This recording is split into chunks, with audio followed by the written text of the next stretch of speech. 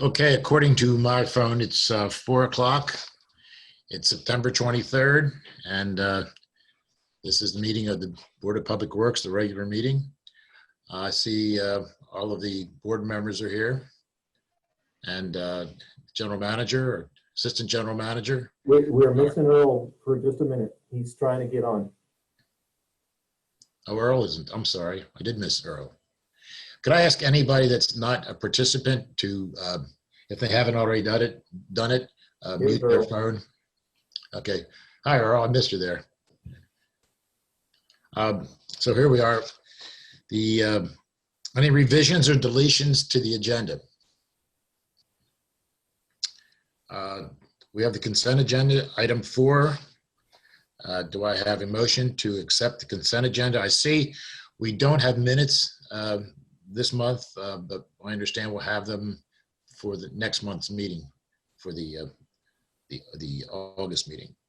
So do I have a motion to accept the consent agenda? So moved. Can I have a second? Second. Second. All in favor? Aye. Aye. Okay. Item 5, receive White Marsh Environmental Systems report.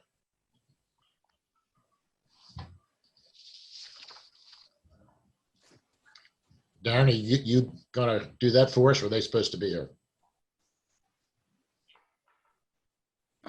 Press, I am here. Oh, you are there, Paul. I didn't see you. Yes, I'm hiding behind a curtain, but I am here. That's fine. Could you give your report? The report, you should have the report I sent in to Darren, so I believe all of you have that. Okay. Definitely open to any questions. Okay. I will just quick comment. Per the request from Robert, I believe it was at our last meeting, we have included some additional charts tracking some of the essential readings, nitrogen, phosphorus, BOD, TSS, and enterococcus. So hopefully those meet with what you were looking for. Yes, thank you. Okay. Anything else that you have, Darren? Darren, you're muted if you don't know it. I'm trying to give a phone number to the mayor. Apologize. Oh, okay. Sorry. I'm a little distracted. Sorry about that. No problem. I just wonder if you had anything additional on the White Marsh report. I do not. I think that he's provided is accurate and good. It's fairly lots of things to do with lift stations that they've been out working on and doing. And we've also had some discussions talking about making sure we've got enough pumps and on the shelf for replacement parts, and that Paul and his people have been working on that. So just wanted to, I give you that as a report as well. Paul, you have anything to add to that? No, we are continuing with that, corresponding with Darren as we compile the list and finding an item that is critically important that we need to get going right away. And we'll have that list finalized and put together by October the 15th. Okay. Hey, congratulations on your 253 days without an accident. That's fantastic. Well, thank you very much. Very welcome. We don't, obviously nobody wants any of those to happen. I wish that number was even larger. You and me both, trust me. I agree with that. The one thing I like about it's to me, it's data, and the more we can turn data into information. So I look at pump station 9, you know, they pumped it out, then they had an alarm on it a couple days later, or same day, whatever it was, a couple days later. The more we can kind of track specific things like that tied to specific items, we'll know what may need to be repaired quicker or have replacement parts on it. That's the only thing I look is try to, how do you turn these pages of information into data? I think your charts start to do that, but I think the more we can effort that across all of our, you know, functions, the better off we're going to be. But I found the information. Along that line, Paul, can you speak a little bit to there's an awful lot of lift station failures or problems in this report. There were 3 cases with lift station 8, 4 with station 74, 4 with station or lift station 4 and multiple ones with lift station 9. It just, this is a little bit unusual from what we've seen in the past. And they happen days apart from each other. Yes, thank you, Tom. I can tell you that as an overall, lift station 4 and lift station number 8 are your main, they're your largest lift stations. So Right. anything and everything that is in, you know, the town of Lewis is going to hit those lift stations. So in the cases of 4 and 8, we ended up having debris that got into the flappers, for lack of a better term, on the inlet side of the pump. So what was happening is it was actually breaking the prime, and the pumps were unable to reprime themselves. So it took a little bit of investigation to actually get that. Believe it or not, we found a piece of rebar. So it just, you know, stuff will get in there. So it sometimes it just takes a little bit to knock those out. Lift station 74, we had some clogging, but we also had an issue with the pump going bad at the same time. Kind of a little bit of a storm there, but we were able to manage that and get a second pump back in there while the spare was being repaired. So I think having that spare readily available moving forward will definitely make the turnaround time go a little faster. The initial start from that was a loss of power on one leg going to the station. So that's where that started and caused the issue. The electrical guys from BPW got right out there and got it fixed as quickly as possible. So, but we didn't have any issues. We were able to haul a little bit over to the main plant out of that lift station. So really no stress as far as that goes, other than the staff out there on Sunday. Did I miss a lift station? I guess as an overall, to answer your question, Tom, you do your best to manage it. You know, we're inspecting them every other week physically, going to the site, lift the lid, you know, look at the condition of the wet well, test the pumps. You know, if we got fats, oil, and grease or fog in there, you know, we contact Darren and Emmett from BPW. They'll come out and clean the lift station for us. One of the truths in life is somebody's going to flush something down the toilet, or it's going to get into the system somehow and can cause an issue. But, you know, we maintaining a steadfast inspection program of getting physically on site every other week does help alleviate that. Unfortunately, we just had a little bunch there, but I don't believe that that's indicative of an overall problem. Question, because Earl, this is a little bit unusual from what we've seen in the past. Can you characterize the type of debris that was getting into the pumps? Is it something we need to look further into? I mean, besides the piece of rebar, I mean. right, that's usually, People need to. that is very unusual. Yeah, if we stopped flushing rebar down the toilet, we'd be okay. Yes. I would say the biggest thing, and this is from experience on the wastewater operational side, you know, with Tidewater. You know, the fats, oil, and greases, the flushable wipes, and I'm putting quotes around the flushable part. Yeah. Those tend to be the things that really will make a mess out of a system. So the other side of that is, and we've found this out over the last 8 months, you know, working with the membranes, is that having grinder pumps all over the place is not a great way to go either. It creates small debris that ends up weaving itself into the membranes, which we're definitely not looking to do that. So one of the things we've done on this end, and I would recommend for you guys, would be just like an educational mailer, so to speak. You could include it with bills if you do mail out bills, something that just, lets people know, hey, don't flush these items. Don't pour your deep fryer oil down the sink, that kind of thing. I think we've done that in the past, and we should probably do it regularly to remind people.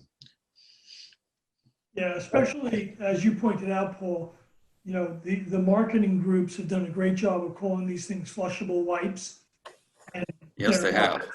And they're not. So I know we did one a while ago, but it's probably worthwhile to do it again. Seeing a lot of grease, do we need to do a new education program to the businesses relative to grease traps? I would say it never hurts to get that information back out. I don't know what the town policy is as far as grease trap inspection. For at least from our experience on this end, we only have one system, I think, that we own that actually would have that, which is Milton. And we do an annual check on grease traps. Of course, there's not nearly as many for Milton as there is for Lewis, but I'm sure you guys got a program for that. We do. We do an annual check of all the grease traps of all the commercial businesses. And so I guess my question to you, Paul, are you seeing, and we have sent out the information about the flushable wipes. We've done that a couple of times. Have you seen an increase in the amount of that stuff coming out of the lift stations, et cetera? I don't think it's any more than what we've seen in the past, Darren. As the population kind of exploded, between the May, June, it increased, but the screening is working well. So we're getting that out of there. When we pulled the membranes and did an inspection at the beginning of this month, we didn't see the ragging on there. They came out looking very, very nice. I know some of the before pictures, and I think we talked about this last month. Some of the before pictures, they look dirty, but they're sitting in mixed liquor, so it's not, they're not going to come out. But as soon as you hit them with the hose and washed them off, they look just like they came out of the box. So the nice part is I think our screenings are working very well. We're not getting the small fibrous type pieces getting wadded up inside the membranes. Okay, well, thanks a lot. I appreciate that. We'll just have to monitor it and make sure this was just a one-time blip and not something that is changing over time. Thank you, Tom. We are very sensitive, particularly for the lift stations 4 and 8 being so critical. We had, I don't think it was in August, so it's not on this report, but we did have EnviroRep come in. They're the Gorman manufacturer's representative. And they went through and checked a couple of things that we weren't positive on, and they did find the air release needed to be replaced. So they're the backbone of your system out there as far as making sure stuff gets to the plant. So. Mm-hmm. Okay, thanks. Any other questions for Paul? With respect to the problem that we had with the SCADA and the communications, I was expecting to see some sort of a root cause or an evaluation as to what the real failure was, if it was one or multiple failures that caused the event. I see that you have it in the timeline, but I was looking for a little more detail than that. Okay, I can put something together. As far as the timeline goes, that pretty much covers it. It wasn't any more complicated than that. Yeah, I didn't mean, I don't mean the timeline. I meant the specific actual equipment that went down and what caused what. I've heard various versions of it, and I think we just need to make sure we get it on record. Okay. We'll take care of that, Tom. Thanks. Any other questions or comments? Yeah, on the charts, and I agree that the charts are much, much better. They're much more usable. A couple of comments that you've added to them, Paul. I'm looking at the biweekly insight report for 8/12. Okay. And you added a note that said, investigating cause of higher level. And this goes through, if you can just talk about what's going on with train 2 of the filters, because it appears that train 2 is operating differently, and it's not that much difference in age than the rest of them. Right. The report on the 12th, Yeah, and it's then the actually- report again on the 26th in reference to train 2. Right. Yeah, it's when you're looking at a color graph like that, it makes it look worse than what it really is, particularly in comparison to what normal operation is. However, we did identify some areas that needed improvement that should bring some of those little jumps or blips as far as turbidity goes and get rid of them. So the two things that were identified, and we worked with Suez on this, we were getting air into the system from the air header, and this is something that didn't show up until we made the conversion to Leap Air, and it's just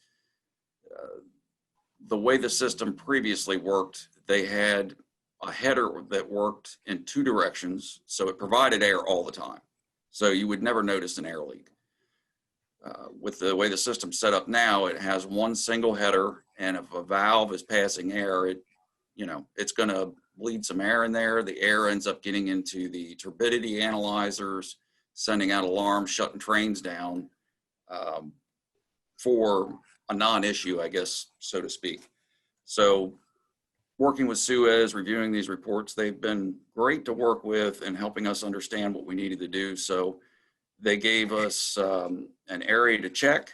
We found that there are 4 valves, one on each train, that are bleeding by just a little bit of air. It doesn't have to be much, and it's creating bubbles in the analyzers, creating permeate turbidity numbers. We have the bubble traps. They recommended a bubble trap. We've got that, and they are going to be installed in the next week. We are also replacing the valves. They just came in yesterday, so we'll be getting those done. We anticipate after those 2 actions are done, we should clean that up. And I can understand that, and I know we've talked about that when we were down at the plant, the scatter plots. But on the first page, it has average values through reporting period. Are those random events which driving the permeate turbidity up to 0.96 over the 2-week period? Right, because it's an average number. So if you look at the, are you looking at the first page on 8/12? The first page, the upper right box, which says permeate turbidity after back pulse. Okay. So probably what would help is looking at page 2, and it has a big graph there that with all the scatter points on it. Right.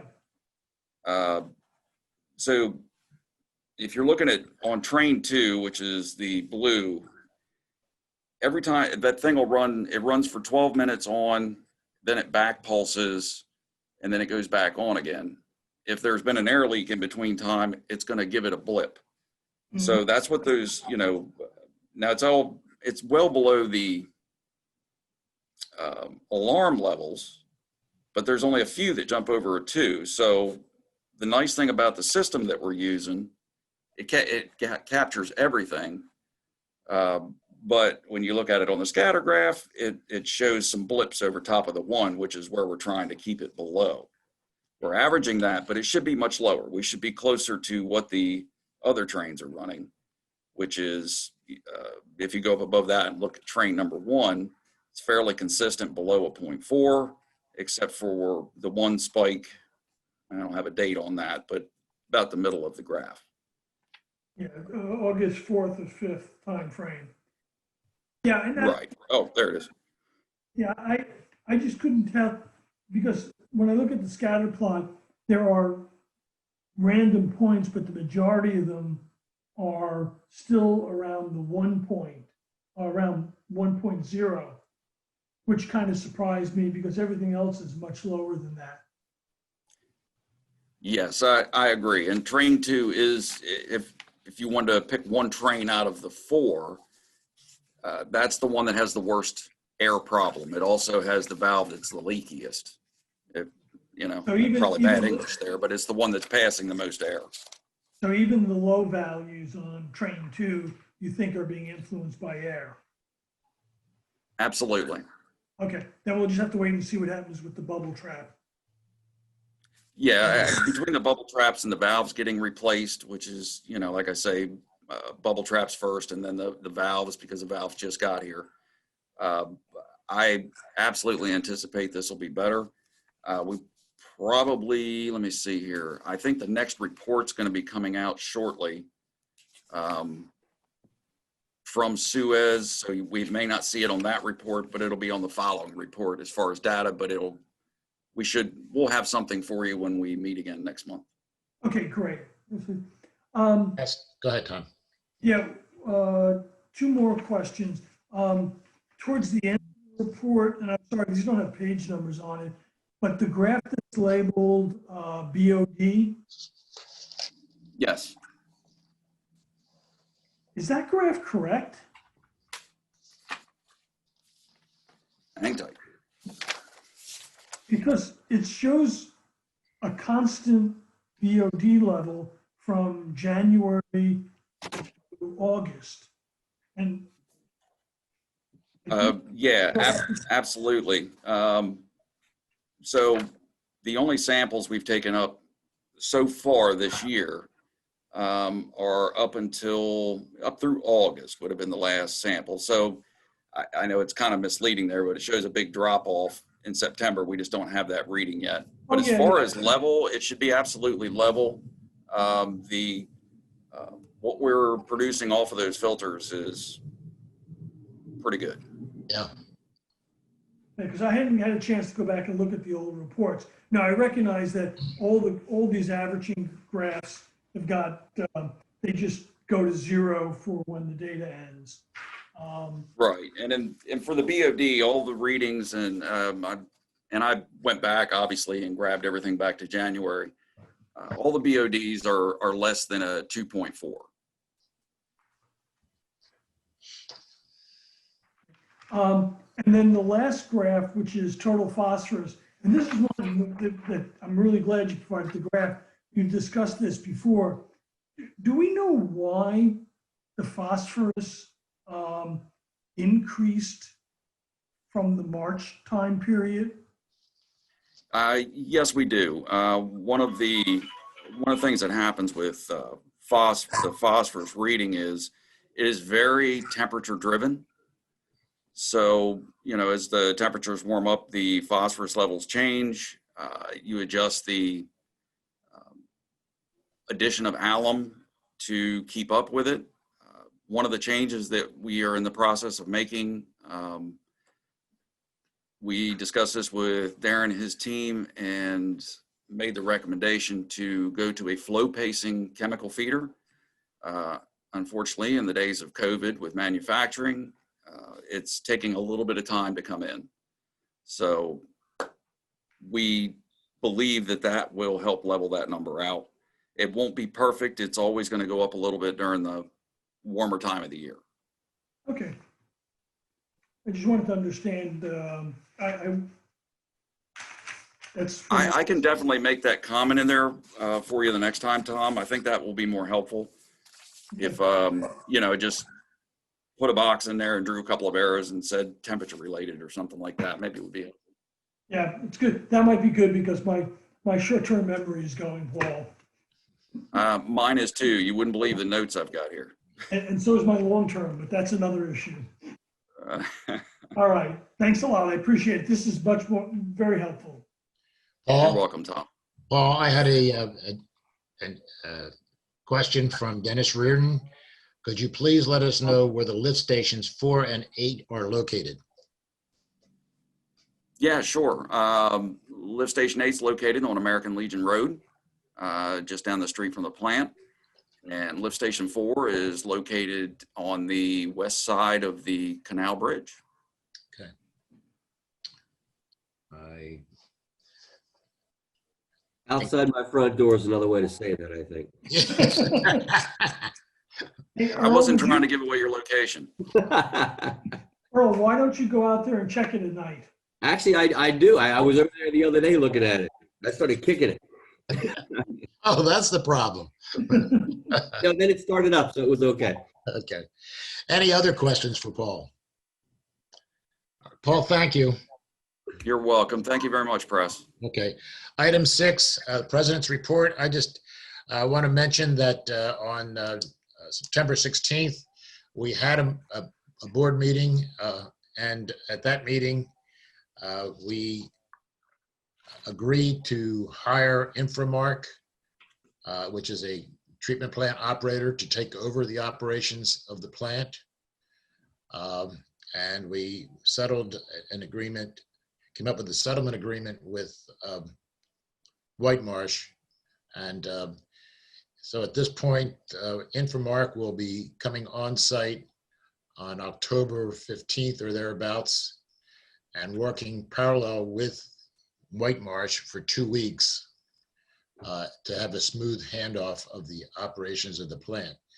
And from November 1st on or so, Inframark will be operating the plant. Inframark used to be Severn Trent, and Severn Trent used to operate the treatment plant. They know the microfiltration system very well, have experience with it that many operators do not have. And so we're bringing them back in to start operating the plant as of November 1st or thereabouts.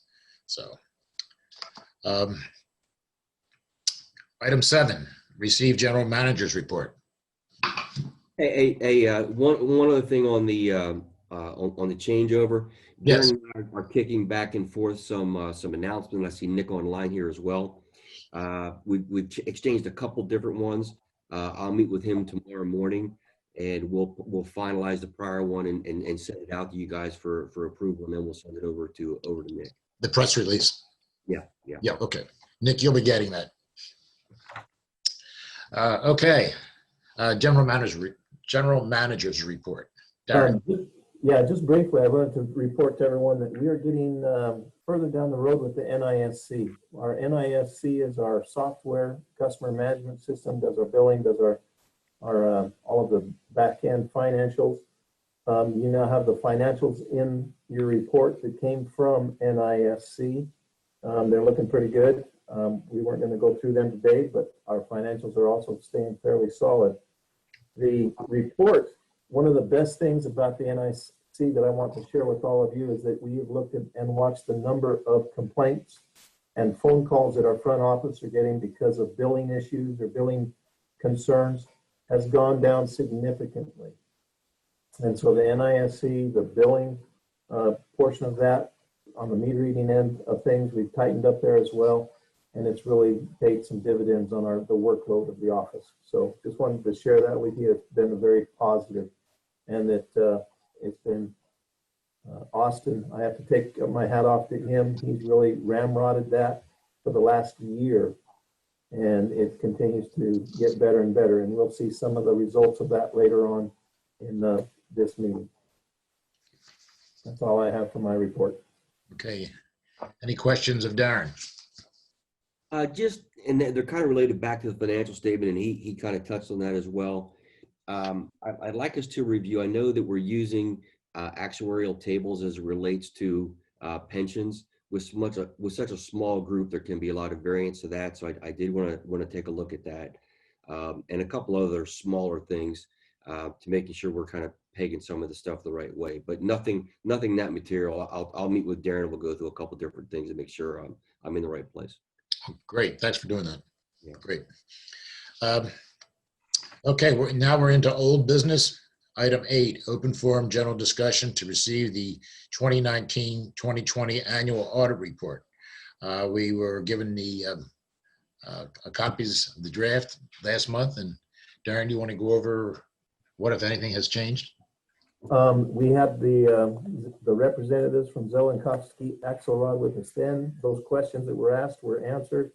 And what we have before you is is the final report. It is an unconditional opinion, and that's the best and highest opinion that you can get, meaning that we're following policies and meaning the GASB, the Generally Accepted Accounting Principles and Government Standards. So with that, I don't think there was anything substantially changed at all in the report from what you had earlier. Okay. So it is my recommendation that we receive this as the audit. The only thing that I would add to it, and I like how, one of the comments in here is about, historical losses and how we're kind of looking at those.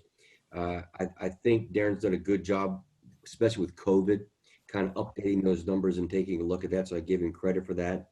I did send a copy of an ASCE report, American Society of Civil Engineers, looking at the life expectancy of different assets that we have, making sure we're tying kind of some of our math to what might happen as far as those expectations.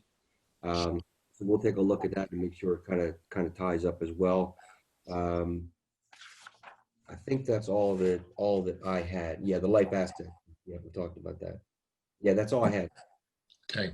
Yeah, I thought it was a great report, and some of the information in there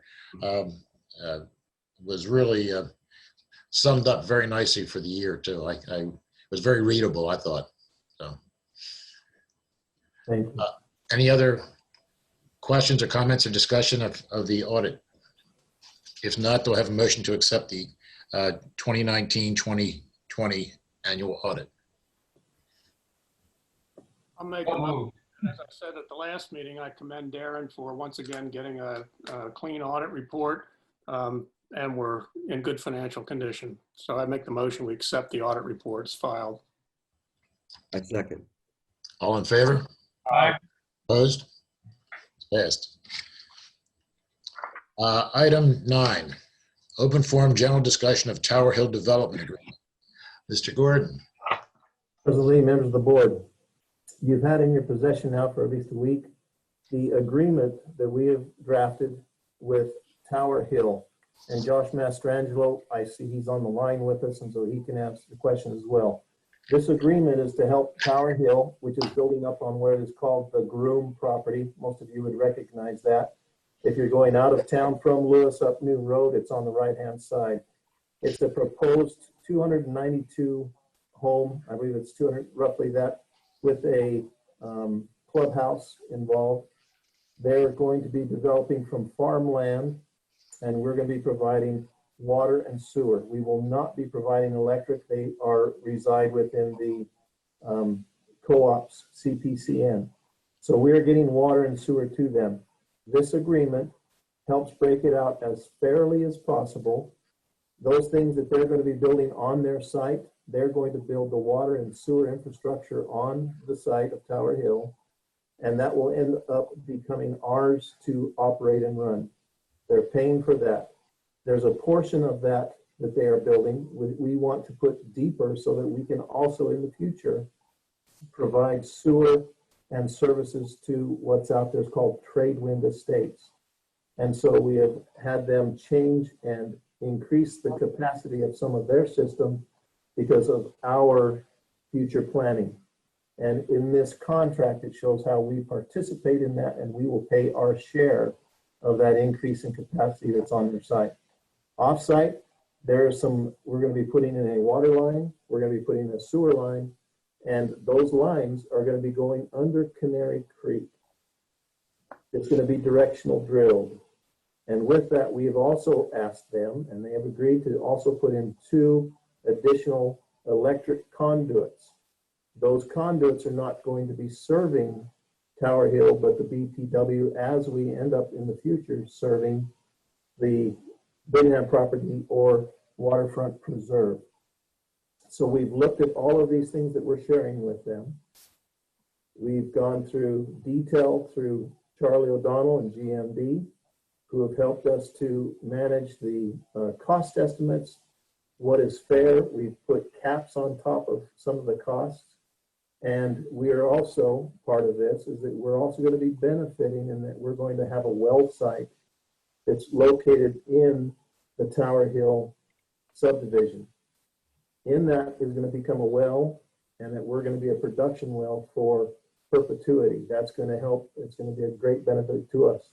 So all of the numbers, all of the agreement that we've had with Mike Hoffman and his office as well, we've had several back and forths to make sure it's as fair as possible.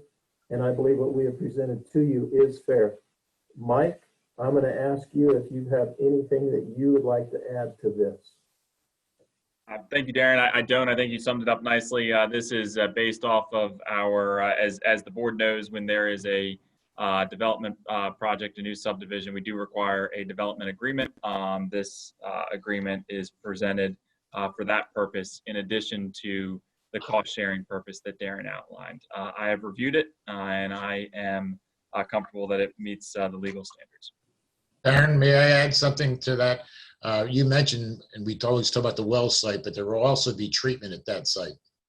It's not a big deal. It's not a big treatment plant like a wastewater plant. It's just a small building. But so there'll be not only the well, but the treatment for it, so it can be directly put into the distribution system. That is correct. Yes. And the costs are shared by some of the other developers around the site, as you mentioned. So you say it's our costs, but a lot of those are also divvied up amongst the future developers. We're carrying it for a short time, and they'll be picking that up at some future time. That is correct. And we're also the homeowners, as it's built, they're going to be paying the impact fees. And so there's a recovery in there that, again, with all of the moving parts, I believe this agreement captures all those moving parts, and it makes it absolutely fair for both the existing customers. It makes it fair for Tower Hill. And it also, the other thing is that I will say is that as soon as Mr. Mastrangelo signs this, and Josh, I see you're on there, and your intention that as soon as we sign this, that you'll also give the pre-annexation agreement that you have with the city to them. So I have one question, Darren. On page 4, 2.7A, 2.7B, Roman numeral 2. Yes. Can you talk a little bit why we're paying for the full cost of the 12-inch water line when somewhere I've seen that an 8-inch line would have needed to be put in to serve Tower Hill? Again, very good question. Thank you. Again, that's why we're going to be putting a 12-inch, because that's going to become our service line. This is not a benefit to Tower Hill. They have their impact fees, which are going to help pay for their portion of that, which we are collecting. That's part of the offsite of which a impact fee is for. But that also benefits us in our hydrology for all of the area that's down in from Canary Creek all the way to Rodney, all the way down to, it really strengthens our position, and that's a benefit to us. This is part of our development of our water treatment system, our distribution system. So thank you. Good question. So the upgrade from the 8 to the 12-inch benefits everyone on that side of town with pressure. Absolutely. Yes. And fire protection. So the impact fee picks that up in general. Right. Everybody's paying a little piece of that. Thank you. Any other questions about the agreement? You've all had a chance to review it. I think we need an approval so Darren can sign that. Is someone ready to make a motion to approve? Just one question, until it does, I don't know. Yeah. From a timing perspective, would they sign the pre-annex agreement first prior to us signing this? Just trying to figure out the steps. So I've got to be careful here, because this is sort of a discussion between Josh and the city, but it's my understanding that he has it in hand as soon as we sign this, that he's going to provide that to the city. Simultaneously, right? Right, and so I'm, at that point, we're kind of out of it. That's between the city and the developer. I just wanted to make sure that we were in alignment with the process. So Yeah. thank you. Now, the other thing to know is that Tower Hill is not contiguous with the city limits at this point in time. So Right. that's not going to affect anything that happens immediately. And so that's my understanding. Mayor, was that you that I heard? Yes, it is. That is the understanding, Darren. Thank you. Again, I just wanted to make sure we were all on the same page. So I appreciate it. Thanks. Good question. Good question. I do think there was one observation for Mike, and that's the signature line for CMF Tower Hill is really short if you're going to put Josh Mastrangelo's signature on there. Just want to throw that out there. It is my recommendation that we assign and approve this development agreement. I make a motion to approve the Tower Hill development agreement as submitted. I'll second. We have a motion and a second. All in favor? Aye. Opposed? Thank you. Great. Thanks, Darren. Thank you. Thanks, Josh and Mayor. Thank you. Item 10, open forum general discussion of stormwater rates for city parks and apartments and condos. Darren, do you want to take it, or Tom, do you want to pick that up? I'll jump off to begin with, and then I'm going to turn it over to Tom, who provided us some information from his research. Okay. First and foremost, the rates that we charge for our stormwater services are for the greater good of the community. And what that means is that you're able to drive down the roads of Lewis, you're able to drive down the commercial section of town, you're able to drive to the parks, you're able to go throughout the community, even though you may not have a catch basin in front of your house. So everybody is paying a portion of us taking care of that entire system. It doesn't mean that we're affecting immediately right in front of your home or the puddle that's in front of your house. We do our best to take care of those things, but it is for the greater good of the community that we collect these rates.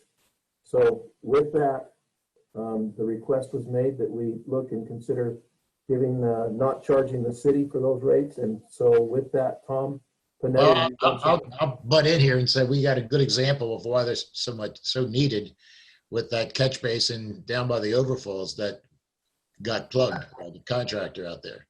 There was a large pond there for almost a week when that thing was plugged up. So you need the stormwater management. Go ahead, Tom. I'm sorry. Gotcha. So what I was asked to look at was several months ago was how, well, the mayor had given us a list of city properties that he wanted us to consider. So I went back to the zone, and what I sent to everyone is an excerpt from a tie to the zoning map, and then the appropriate sections from the zoning. One of the peculiarities is that open space is defined as a zoning district. And Right. it is, for providing open space lands for recreation, aesthetic, maintaining green and open buffers, preserving tidal wetlands, and available, well, the other ones really don't matter. Nowhere in the code, though, does it say that open space can only be applied to city or government owned land. Now, on planning commission, we've always kind of taken the position that open space, if it's going to be zoned open space, has to be deeded over to the city. But there's nothing in the zoning code that actually requires that. So I went then through the zoning map, and you'll see there's a table, and I listed everything that is zoned open space inside the city of Lewis. And you can see the majority of them are all parks. Blockhouse Pond, Mary Vassal, Zvonendale, Stango Park, Beach 1 and 2, 1812 Park, Canal Front Park, the baseball fields on the canal. Now, there, after that, you get into some peculiarities. There is the land on the canal on Pilot Road, which is owned by the city and rented to the adjacent landowners and zoned open space, but it can't be built on. Then there's a portion of University of Delaware, and then there are various marshes and lands that are either owned by the state or the federal government. So right now you can see that anything zoned open truly does operate as a border sink. However, there is nothing that says that that would always be the case in the future. And so maybe down the line, one of the things we either need to tie open space to being a sink for water or some other considerations.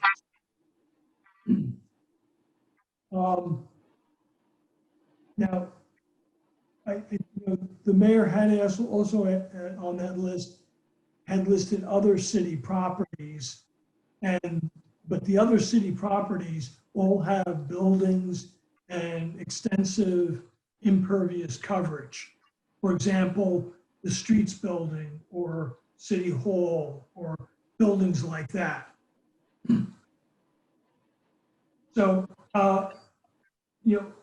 my recommendation is that if we wanted to do anything that would be in partnership with the city, we potentially consider waiving stormwater fees for the specific list of properties that are parks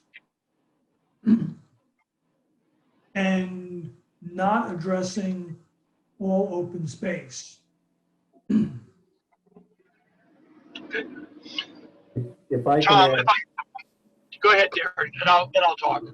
thank you. Let me just give one last statement is that we've looked at some of the costs. So just 3 of these, Blockhouse Pond, Beach 1 and 2, and the Canal Front Park. Those are places where we've gone in. The beach specifically, we go in about every 6 months and we have to vacuum out, and they're only French drains. They don't do much of any value, and yet the cost of us going in, the wear and tear of vacuuming the sand, etc. I believe the cost of those far outweigh the revenues that we're pulling in to pay for that. So Darren, can you help me out there? Are there actually storm drains in the parking lot at beachfront? Or are you talking about the storm drain in front of the Dairy Queen? No, it's in the parking, it's in the beach, yes. It's down by the kind of the beach house where the bathroom house is. And it regularly gets covered up with all of the dune, and we go in and we vacuum it out. And it is a French drain, so it's just a big gap in the bottom and it fills up again. So we spend regular time down there maintaining that. Also, where the showers drain on beach 2, we get called to go vacuum that out. And so we spend time doing those things and using the vac truck. And again, vacuuming out sand is pretty rough on the equipment. So just to go back to Tom's comments, I had always excluded any building of any park or any land that had a structure on it. That was never part of the request that I made. I asked that you consider parks that were, and so please don't ever construe that I had asked that you exclude city buildings. That was never part of the discussion. I don't know how it got construed that I was asking that, but it was never part of it. I asked specifically, Ted, go ahead. I apologize if the list of properties that were given to us several months ago included other things in there. So thereby I thought that was in the mix. And that was highlighted about it. That was highlighted only the ones I was specifically interested in. And I'm sorry that got lost in the shuffle. This is the second time it's come up. It has never been part of the request. Okay, no. I was only interested in the parks being excluded because they are part of the stormwater management system. So I think somehow that got lost in the shuffle, and I'm sorry that it did. And I Hey, apologize Darren. if I missed that. Then that's my fault. So, Go ahead. but I do think that, the park system, particularly Canal Front Park, is part of your stormwater management system. And it doesn't contribute at all. So in terms of making the system work harder, it actually helps the system with infiltration.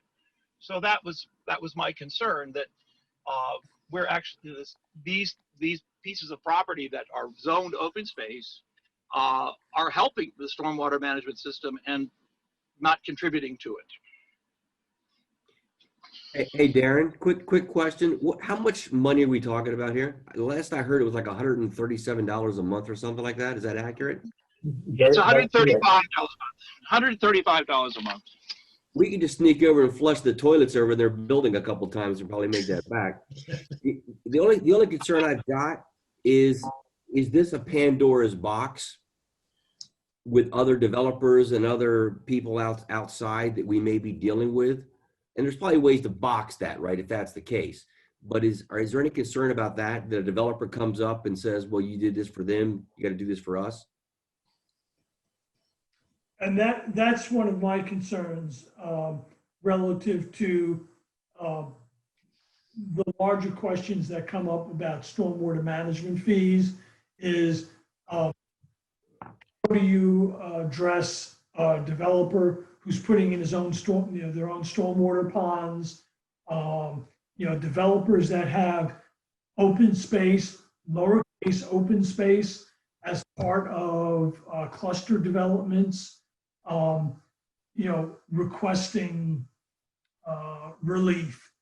That's why I think it would have to be clear that it was only for government-owned parks. And that was the intent. That was never any intent to do anything beyond that with the request. I just think that, to Earl's point, that, we don't want to set precedent here that we want to make sure that the wording is tight enough to control that. I think Mike Hoffman is perfectly capable of making that an exclusionary clause. That'll cost more than the monthly payment. Yeah, that's true. Right, so I've got a comment at the appropriate time. Go ahead, Robert. I'm sorry. As Darren said, removing stormwater from city streets is a safety issue, and it benefits everyone who travels on our roadways and helps to maintain minimizing pockets of standing water and on the land and in ditches, and can be a health issue.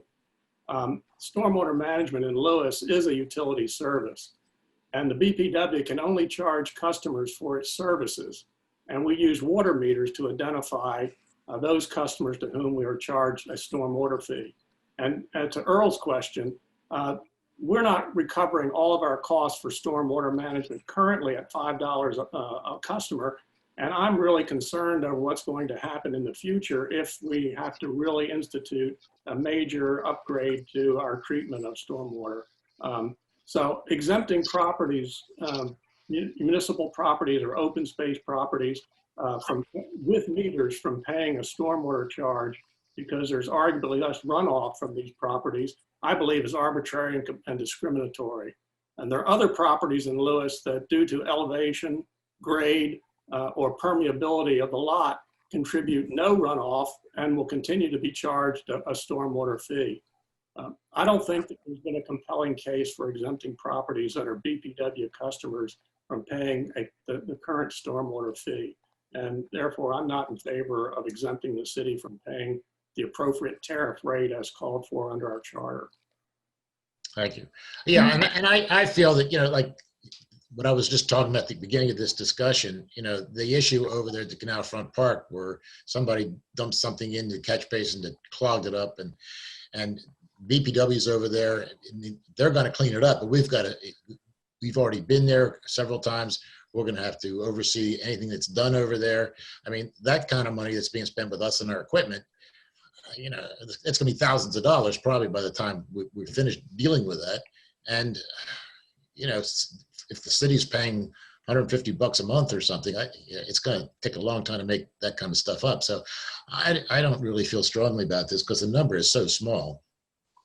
Well, and one thing I will say in support of what Robert just said, in totally separate discussions from what I'm doing on Planning Commission, DENREC has told me that they're going to be moving to the next phase of MS4. And that's going to come up at one of our upcoming workshops. And currently they've done it mostly in the western part of the county and up north, but they're now looking at doing it in the coastal communities. And what that means, what the requirements are going to be is still totally unknown, but the costs associated with MS4 could potentially be well outside of anything we're collecting in stormwater management fees in general. Yeah. Well, I think that to Darren's point about, let's talk about the collection system down at the Beach One. There is the one system right in front of which is a French drain that goes nowhere. It's not connected to any stormwater management next to the bathhouse, or Beach Two. But the French drain that Darren alluded to at Beach One is actually in front of residential property on Savannah Road, not in Beach One's parking lot. So I think that, we're splitting hairs here. I just think it's an accommodation to the city. These parks contribute a lot to the stormwater management of the city. You would have a lot more stormwater if we didn't have these parks. And while I presented this, I do go back to the point that's been made by others and was made in the original stormwater management when it was set up, is we were trying to set up a system that was administratively economical. And when we start doing carve-outs for $135, you have to kind of wonder, are we nickel and diming this? It wasn't an attempt to nickel and dime anything, Tom. It was just a recognition that the parks are part of your stormwater management system in a positive way. That's all it was. It was not an attempt to be cheap. And I'm sorry, you can't see that, but that's what the request was. I'm not trying to say that you were nickel and diming. I'm saying that in the grand scheme of things, maybe I could have phrased it better, that $135, having Mike spend his time to write a resolution is going to cost us more than that $135. Okay, and then I would reverse that and say in the grand scheme of things of what you're collecting citywide over the course of any given month, $135 is minuscule. It's an accommodation to recognize what the value is of those parks to your stormwater system. That's all it is. So there's a reverse argument to what you just said. $135 is not a lot of money. I don't disagree with that. We are losing money every year right now on stormwater. That's something we need to consider going forward in the future. I would be okay if we decided to give a credit of $135 a month, not make it for this in any case. I worry that something comes up in these new regulations that you're talking about. The MS4, I think, was the nomenclature you used. I'd worry that we get tied up into a builder with some kind of requirements that they've got, and and I get that we can clarify it as state-owned land or city-owned land. I'm okay with a discount. I would just make it applicable across the board and not tie it to the individual park. And I just think we have so many trade-offs between the city and the DPW. This is just insignificant. I mean, like, over the power plant, the city has stuff on our property and they're storing trash cans and they're storing equipment, and are we going to start nitpicking stuff like that? I mean, we work together pretty nicely, and I just don't see this as even worth the discussion. I really don't. Well, I felt this was a further example of working together, Press. That was my interpretation. Well, we're working together pretty good, but I mean, to worry about $135, it just. Um, Any other discussion? Anybody want to make a motion or anything?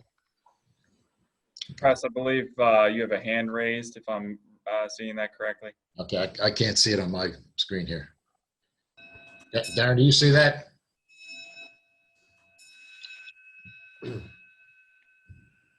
I can't see anything on the. Darren, do you? Darren is muted. Darren is muted. Yeah. Hello, it was my hand raised, so somebody unmuted me. I unmuted her. It's Anne Marie. I guess one thing I wanted to point out as it relates to stormwater, especially if we move in the direction of MS4, some of the services that the city provides through its tax base are part of our stormwater services, like street sweeping and leaf collection. So I mean, I think one, when we get into MS4, the city and the board are going to be in it together.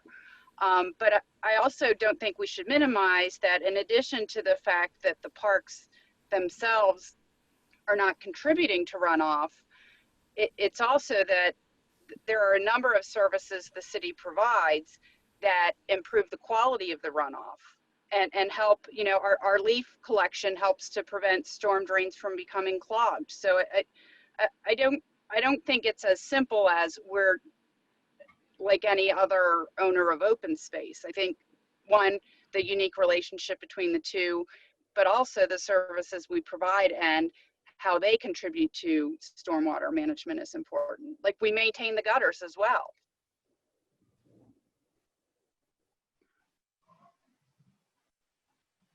Well, I'll make a motion to get this thing started. I make a motion that we, for the parcels that are parks, which include 1, 2, 3, 4, 5, 6, 7, 8.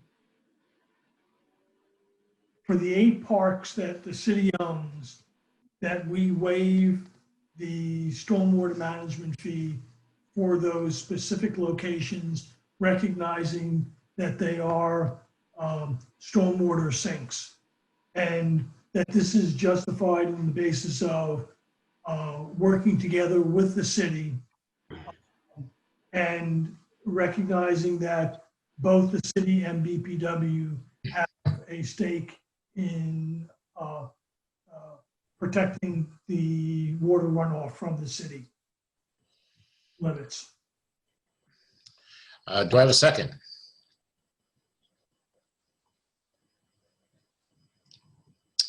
Everybody? So the motion dies for lack of a second. Can I make a proposal? Sure. We approve the of $135 a month, not tying it to any specific thing, because I have no idea what MS4 means to any of us. That's just my lack of knowledge, and I don't want to tie us to any kind of a decision that may impact that or may impact builders or other people further down the road. But I would support a recommendation or forward a recommendation to credit the city $135 a month in perpetuity. Any seconds?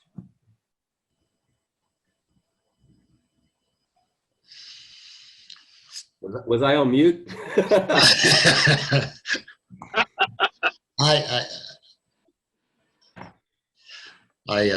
Well, there's not been a motion seconded.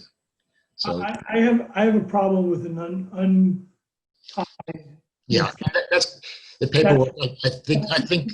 money. Yeah, I agree. I mean, there's a something like that goes on supposedly between the overfalls and the city about the use of irrigation water on the, because the irrigation water comes on the overfall site from the city. And they're supposed to pay the city $100 a year, I think. I wonder if they ever pay that. I wonder if the city even realizes that. It's just an accounting thing that's just, you know, more of a headache than an actual, And once again, it's for $135. If it was something substantial that was tied to some real shared cost, but sorry, I can't support that. oh. Any further comments? Any further motions? If not, we'll move on. I've got one. Yes. I'll try again. Okay. What about if we put this into the settlement agreement as something that we would strongly consider once the city and BPW reach final agreement? Well, I don't want to mess with that. I personally don't want to mess with that. I Okay. don't want anything else to get tied up in that discussion. Okay. Personally, that's, I mean, if you can get a second, I'll. I agree with Press. I think we need to keep the settlement agreement or the discussions with the city clean and to the point. I would agree with that. I do think that Tom's motion in terms of the parks is reasonable. I understand the concern about the issue with just $135. It should be tied to something specific. So that's my comment. Yeah. Thank you, Mayor. Any further comments? Okay. Item 11, open forum general discussion of the proposed household hazardous waste collection day in the connection with the National Drug Take Back Day, October 24th, 10 a.m. to 2 p.m. at Schley Avenue Power Plant site. Mr. Gordon. I would simply say, ibid and ditto to what you just said. We are going to have a household hazardous waste take back day. It's much better than having people flushing it down their drains or pouring it into their storm drains. We don't collect latex paint. That's probably the biggest issue that we have is people bring that. All you have to do is open the lid, dry it out, and throw it in the garbage, and that's how you get rid of your latex paint. We're doing it in conjunction with the police department. They've been very helpful in the past. We'll do it again. We'll see what social distancing, how we'll handle that, but I think we can handle it very well, and we're looking forward to having that service that we provide to the community. But it's really always been very popular. People dropping things off. I mean, every other person is thanking you because they didn't know what they were going to do with this stuff. So it's a very popular event. It is a popular. I would Only, also add, go ahead, Tom. sorry, Ted.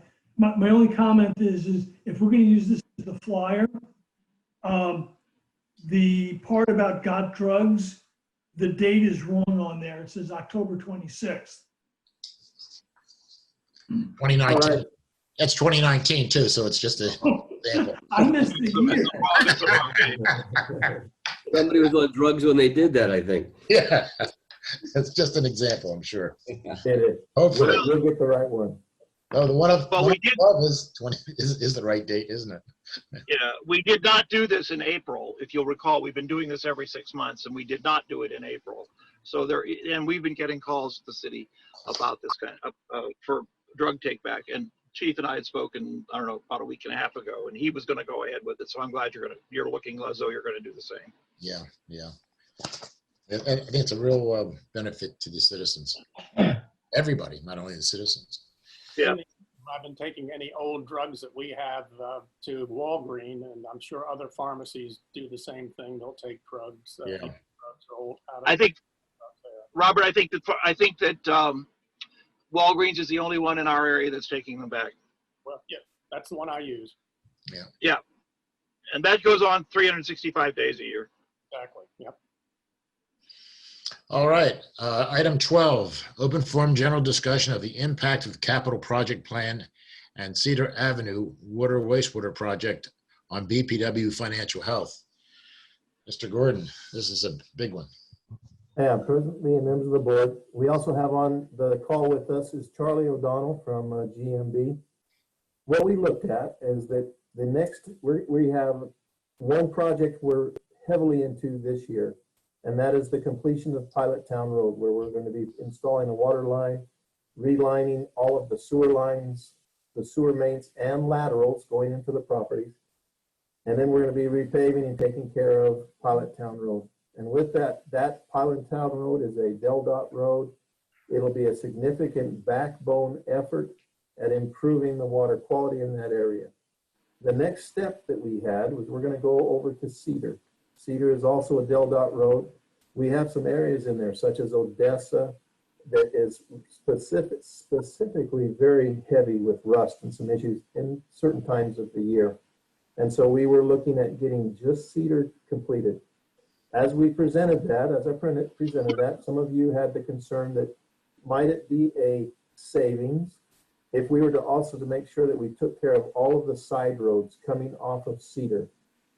And so we did that. What we did is we took this back to Charlie O'Donnell and asked Charlie if he'd work up a cost estimate of what it would take. Would it save us some money? Definitely would save us some time if we could compact it and really move it forward. But as we did, we came up with some different numbers. So I have put together in your packet, we've got 3 different sheets that come off of the first page of our 5-year capital plan. The first one is with Cedar only. And we'll see that the 5-year capital plan has a total cost of about $10 million. I then took, the next page is if we were to take Cedar and the side streets, combine them into a capital plan. One of the things that we talked with Charlie about was timing. Would we be able to physically get that project done in 2 years, or might it take 3? And so there was an issue on timing as well. But we looked at the cost of doing Cedar and the side streets, and that brought that cost up to $18 million. Wait a In the minute. bottom right corner. That's for the total of the 5-year plan. Darren, you got me confused here. I thought on the Cedar only, you see 2 years here, Okay. 400,000 and $1 million. I think you've thrown something else in there. It should be 2.9 million for Cedar. Hey, Darren. Yeah, go ahead, Charlie. Yeah, we've updated some of those numbers and I can run through them if you'd like. That'd be fine. Go ahead. Okay. We, at the last board meeting, we were asked to look at possibly phasing the project in, and that would include all the side street connections.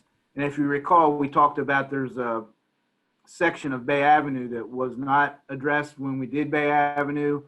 It goes from Michigan Avenue all the way to Main Avenue through the Children's Beach House in that westernmost section of the beach. So we did look at that, and we broke it down into 3 phases. When we looked at just doing Cedar Avenue, and I think that's what we presented at the last board meeting, we were right around a total project cost, including construction and engineering fees and the board's administrative fees, of right around 2.95 million. So now we've looked at putting it into 3 phases. The first phase, we're just calling it phase 1. The board can address these phases any way they wish. We're calling it phase 1. It is that section from Michigan to Maine, including all the connecting streets between Cedar and Bay and Newport Avenue. And the Bay Avenue section that wasn't addressed during the Bay Avenue project 8 or 9 years ago. And when we came up with that figure for that first phase, the number was 3.05 million. So relatively close to where we were for the entire Cedar Avenue corridor alone. 3.05 million for construction costs. And then we'd also looked at if we were to mill and overlay those streets, instead of just leaving BPW, city, standard trench restorations for the services. So if you were to mill and overlay those streets, you would add $365,000 to the 3.05. So it would be $3,415,000 for that phase 1 from Michigan to Maine. That serves 95 properties. In addition to the water main work, we're also looking to do sewer manhole lining, and there's a total of 39 manholes in that phase 1 section. Right now, we've got every single one of them being relined. We are not certain that every single one would need to be relined, but in our original cost estimate of the 3.05 million, we do have all 39 being relined. That was phase 1. Excuse me, Press. Go ahead. No, I mean, I'm a little confused about what we're talking about now. We don't have any of these figures. Well, let me break in here.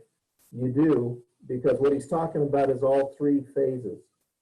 So he's taking 3 phases of Cedar, saying the first phase is 3 million. He's saying the second phase is going to be what, Charlie? Well, do you want me to share my screen? I can show you on a map. Yeah, no, wait a minute. What you gave us to review, Darren, were 3 sheets. One with Cedar only, which was like 2.9 million. Right. Then the side streets added in, which was 10.9 million. Right. There's going to be 3 And phases. We're going to add up to that. if we borrowed the money, it was going to go up to about 13 million. Right. Add another 20%. It wasn't broken out like with other things that Charlie's mentioning now, the overlays and the sewer lining. That's not anywhere in the information that we've been asked to look at or consider today. What he's sharing with you is much more granular. So Charlie, if you'll be patient, Charlie will show you that yes, phase 1, Charlie, is roughly your 3 million, correct? Yes, 3.05 million, and then The second phase yeah, is an additional 3, correct? the second phase goes from Michigan all the way down to Massachusetts, And that's another including all 1 the million, side roads, and it's 4.5 million. 4.5 million. And then there's a third phase, correct? The third phase is what we're calling the Midland and Market Street sector, and it includes Massachusetts Avenue, Midland Market, basically from Bay Avenue all the way to Anglers. And that's another 3 million?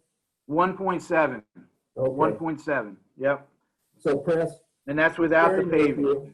This is tough. This is tough to consider without having the data here to be able to. Press. Yeah. What we're sharing is the same numbers. Charlie's done a little more refining since he talked to me last time, but it's still the same numbers. What he's sharing with you is 3 phases, which I combined into one total number. So the sheets that I gave you still stand.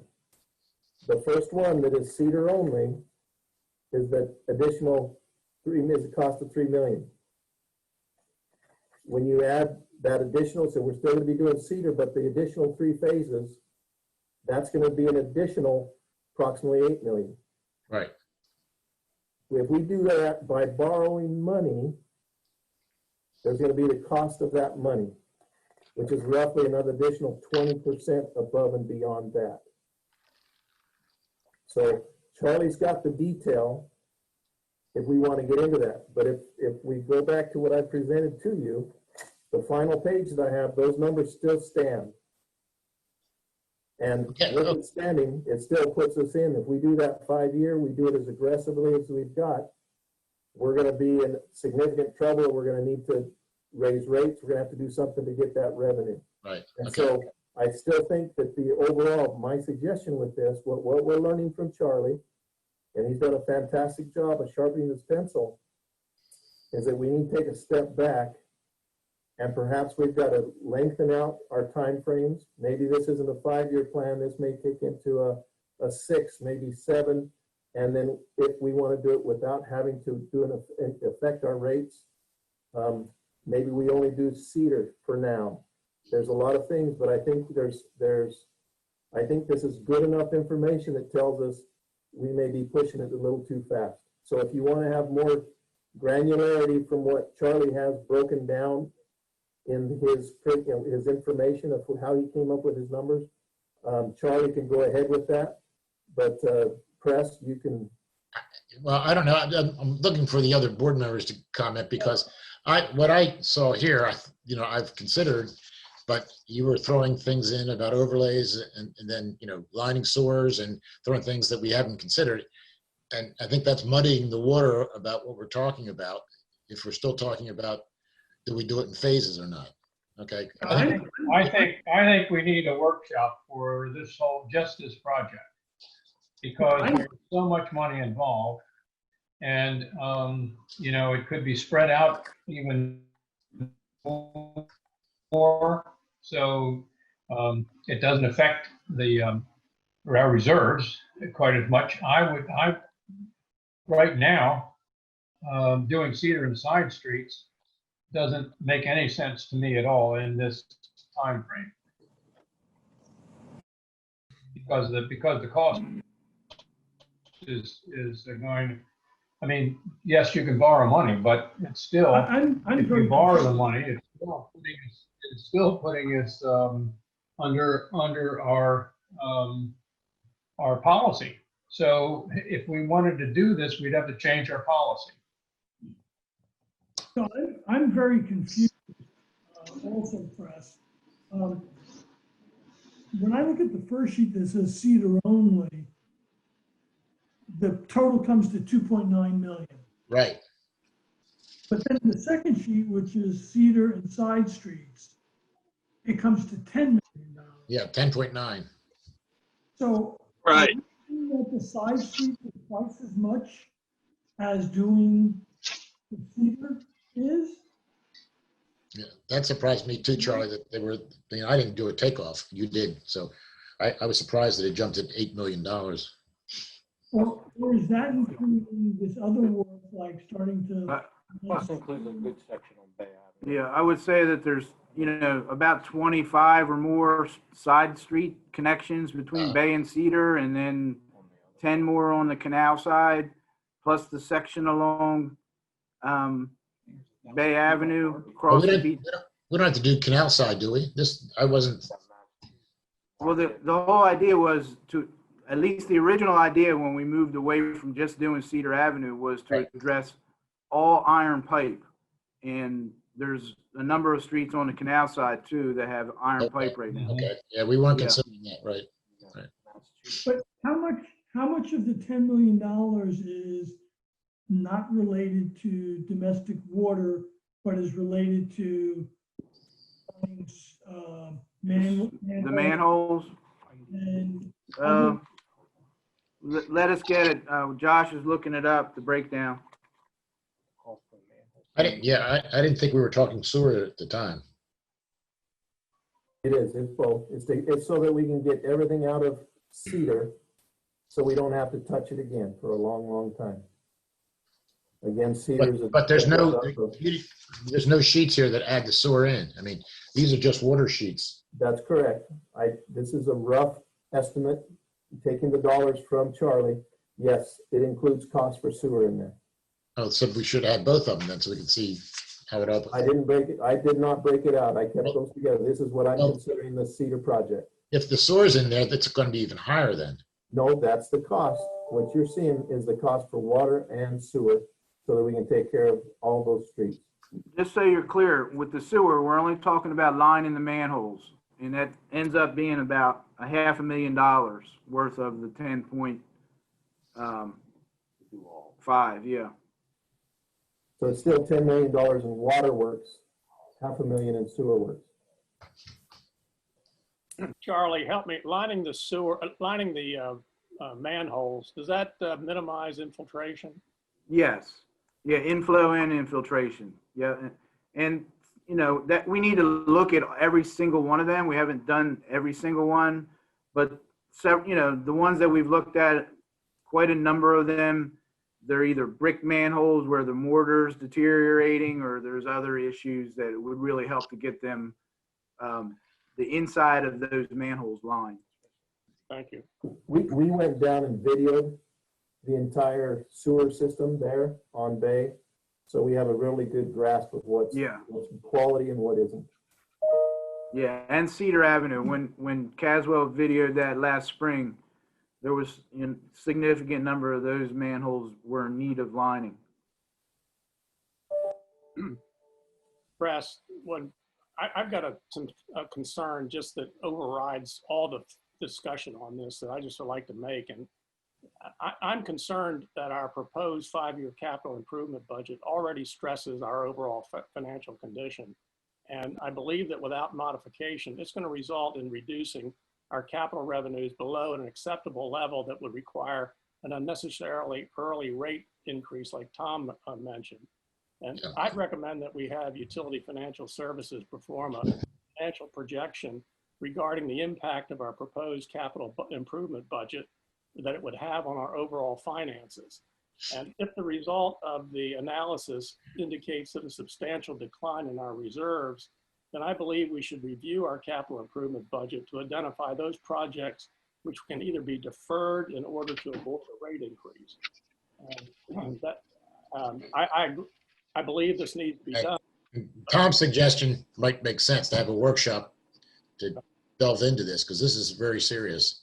I mean, we initially hoped to get rid of all the iron in 5 years. Well, we didn't include everything because these side streets and smaller streets are coming up that we hadn't counted on. Right. So I don't think that 5-year period is realistic with our present income.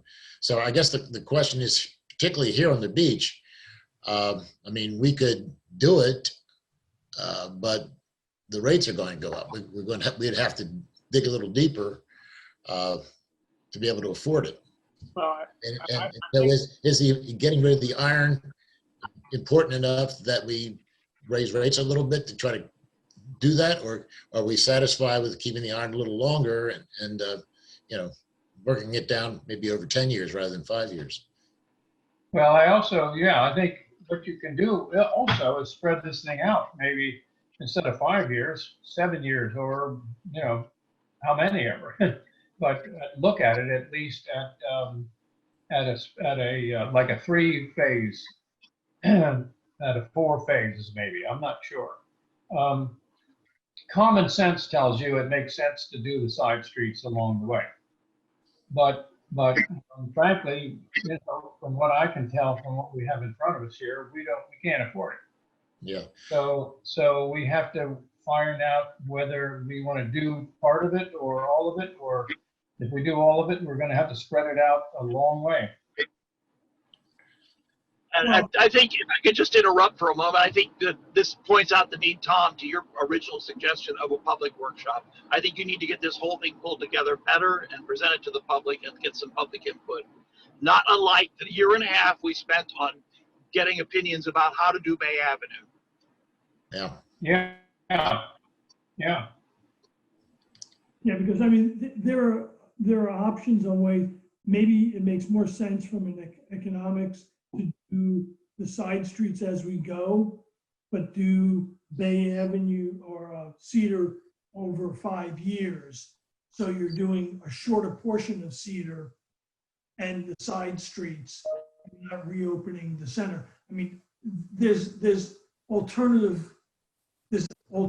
that we need to consider. Yeah.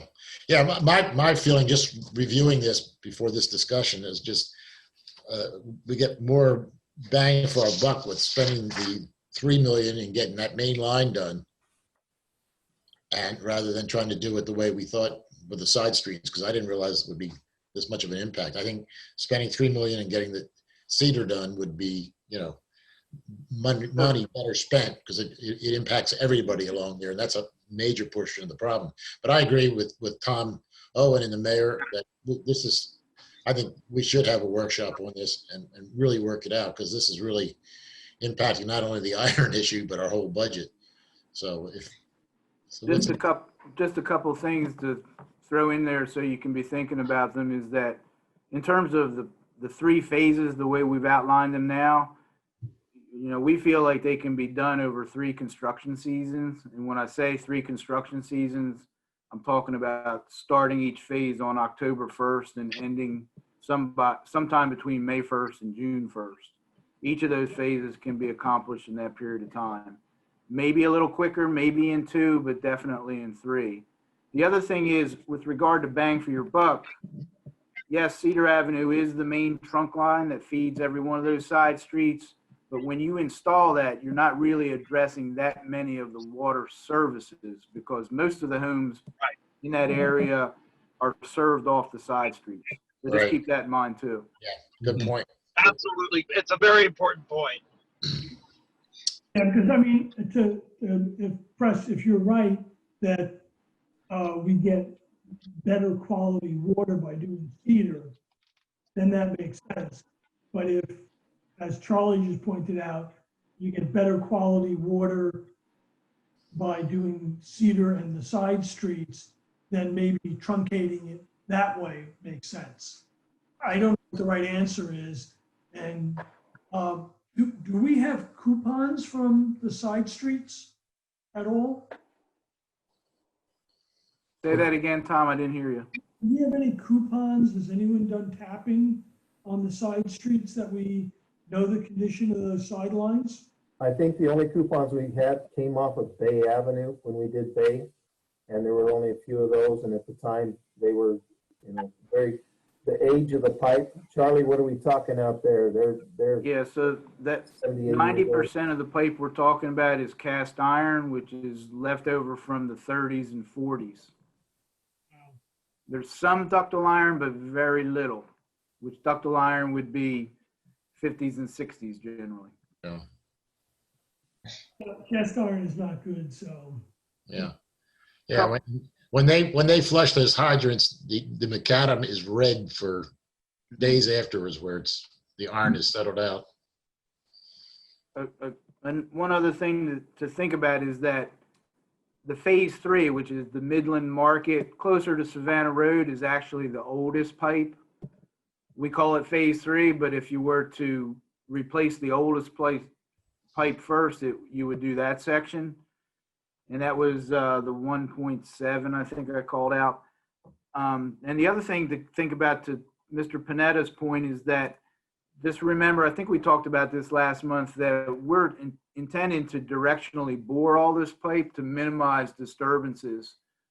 So we feel like we've got a really cost-efficient method. Certainly we can look at all the details of it, but we've minimized pavement disturbances on Cedar Avenue. We've minimized getting into the Del Dot right away, which is big, or the Del Dot Road, the actual pavement, which is big. So keep that in mind as well. So do we need to set a date for a workshop? Let's do that. Everybody agree to that workshop? I think a workshop's a good idea, but I think there's a piece of information that we need to have in order to attend that workshop, and that's the fiscal impact of this construction budget on our reserves.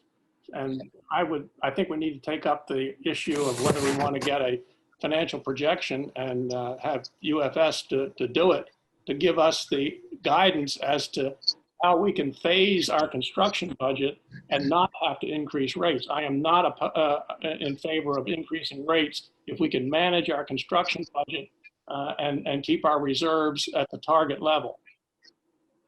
And I'm not a fan of increasing our cost by 20% just to get 2% interest from the state. So Yeah. we're on the exact same page. Yeah, I agree. Well, let's look for, yeah, you make a good point, Robert. So maybe we should, we're talking about looking at rates. In fact, in the next discussion, I think, we can get into that in a little more detail. But we have to make some projections, and getting the rate done, that's going to take quite a while, I think, by the time we get any studies done. So I don't think we can totally wait for all that if we're going to try to get something started over on the beach side next year. I don't know how long Dawn would need to do a financial projection. I'm not asking for a cost of service study. So she should be able to do it fairly quickly. What we heard, they're packed. Their schedule is very tight. Darren, didn't you tell us that? Yeah, but we'll, on the next item, we're talking about what she's proposing, and we would just have to work it into her calendar. She was telling you. We can proceed with the workshop so we understand what the options are and not make a decision as how to proceed in parallel with having the rate study done. I Because agree. We could do a workshop. The costs are what they are. And give or take a little bit, I'm holding Charlie responsible 100% for absolutely the fantastic job in getting the cost to be perfect. But give or take a little bit, let's just say 5% or so, we know the costs. So we could do both at the same time. We could contact her and try to see what we could get in the way of a study. We could also then try to look at the costs that we've got over more phases or more phases and more years, which would then say to us, well, can we still do it? Or do we need to change our policy in terms of reserves, or do we need rates, or do we not need to do it this fast? So we can come up with some decisions by just getting some alternatives in terms of putting the numbers in different phases, longer phases, I would say. well, one of the things I'm hoping to get out of a workshop is what are the options for how to optimize the water quality to the residents out there? And does it make sense to do cedar? Does it make sense to do cedar in the side streets? What's the worst section, as Charlie just pointed out, maybe going from the oldest pipe to the newest pipe? I mean, those type of staging will help us to understand what the pros and cons are when we look at it against the budget. Yeah, we may need more than one workshop, one preliminary one, and then one to refine it and maybe get the information from Dawn. Mm-hmm. 'Cause I'm afraid, I remember you saying, I forget the time frame, Darren, but it wasn't long ago that you said that when you first contacted her, she couldn't handle it for quite a while. If they were booked. That's what concerns me. Well, like I said, the next agenda item, you'll see what she's able to do. Well, do we want to set a tentative first workshop? And you've got, Okay. look quickly, October 13th, which is a Tuesday, 14th or 15th. The only thing we have on our calendar is a meeting with Anne Marie and the mayor on the 13th. But then the 14th and 15th is fairly open. October 13th is pretty much okay. You say 14th or 15th? That's just a consideration. That's for me. You can pick your 13 date. and 15 are better for me. Yeah, me too. I've Good for got me. a beach house meeting on the 13th. 14th and 15th, I'm open. How about the 15th? 15th is good. I can do the 15th. Yeah. What time should we start? Charlie O'Donnell, are you available on the 15th? Yes, I got something in the morning. I guess I'd prefer later in the afternoon if possible. What time is that? Anytime after maybe 2 on. Yeah, I wouldn't want to go any later because the workshop could go 2-3 hours if we really get into it. So About the 15th from But I All think right. you need to do, excuse me? I think you need to do this workshop.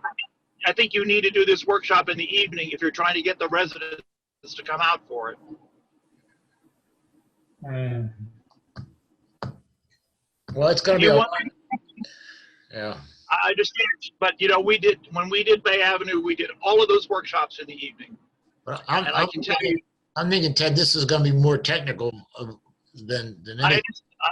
I understand, but you want people to understand what. No, but what I was saying, Ted, was that I think there'd be a follow-up workshop where we would have all our numbers as well as plans where we could hash it out with them. I'm afraid the first one might be, more about pipes than anything.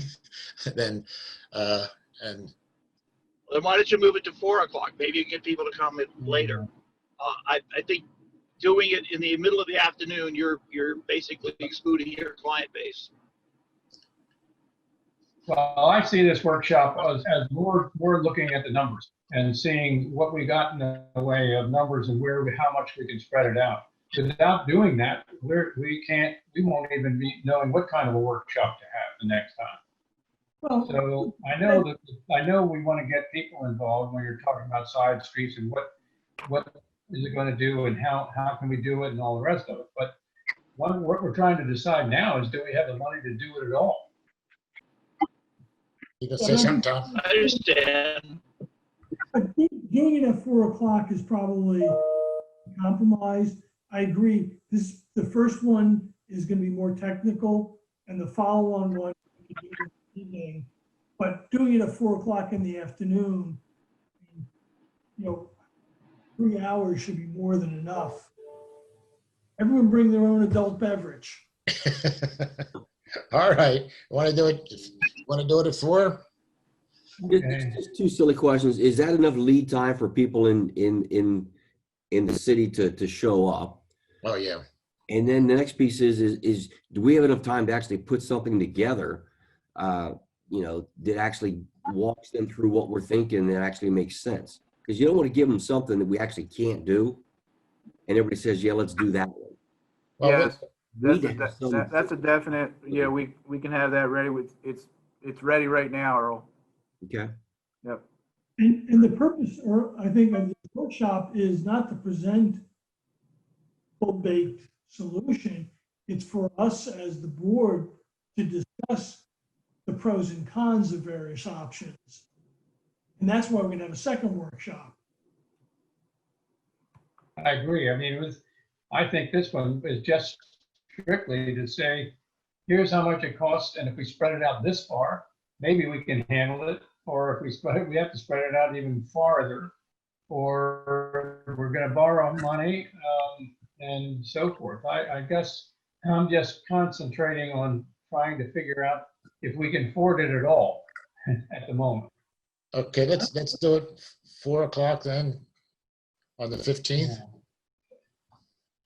And if Darren or you and Charlie have any problems getting things together, then you can let us know. We could always shift it if it need be, but I think it's a reasonable period of time. We will shoot for that. Okay. Yeah, and I'm as interested, besides the financial, of what's the best way of staging it for water quality. I mean, I think. Good. Yeah. Yeah. I think that is That's an excellent point. workshop. Yep.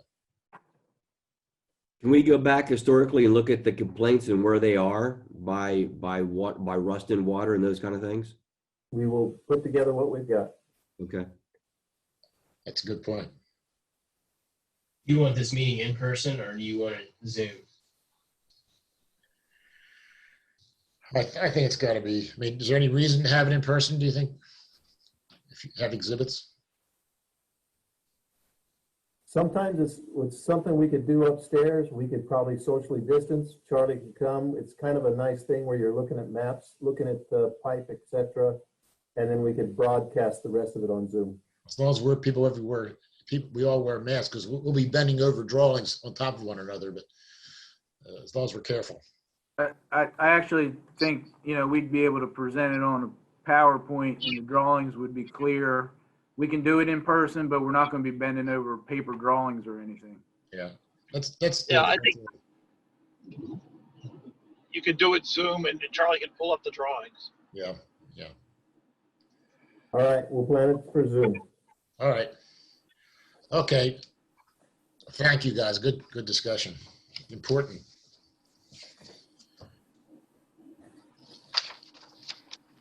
Being blinded by the sunlight coming in here.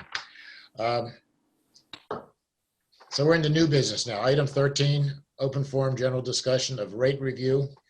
Mr. Gordon? Yes, this was a request made that we take a look at our rates. What are the effects of our capital plan on rates and on our financial health? I reached out to UFS. UFS is the company that took, and they are very well respected throughout the nation. They are also the ones that did our study 3 years ago and have helped us to keep our rates and keep us financially sound. With that, I reached out to them again, and they've given us a quote for 2 types of studies. Number one is a financial projection as to what it would be if we were running forward with our capital plan as is. And that cost would be about $8,900 for water, $8,900 for wastewater, $9,900 for the electric, a total of $27,700. And so that's the quicker of the two. Or we go ahead and go forward with a regular rate study. This is the full bore rate study that we did 3 years ago. And again, industry-wide, what we do is you do that study every 3 to 5 years. I have it slated to do it every 5, but we can move that up definitely if that's the wish of the board. And the cost for that was for a total for electric, water, wastewater, full cost of service study would be $55,700.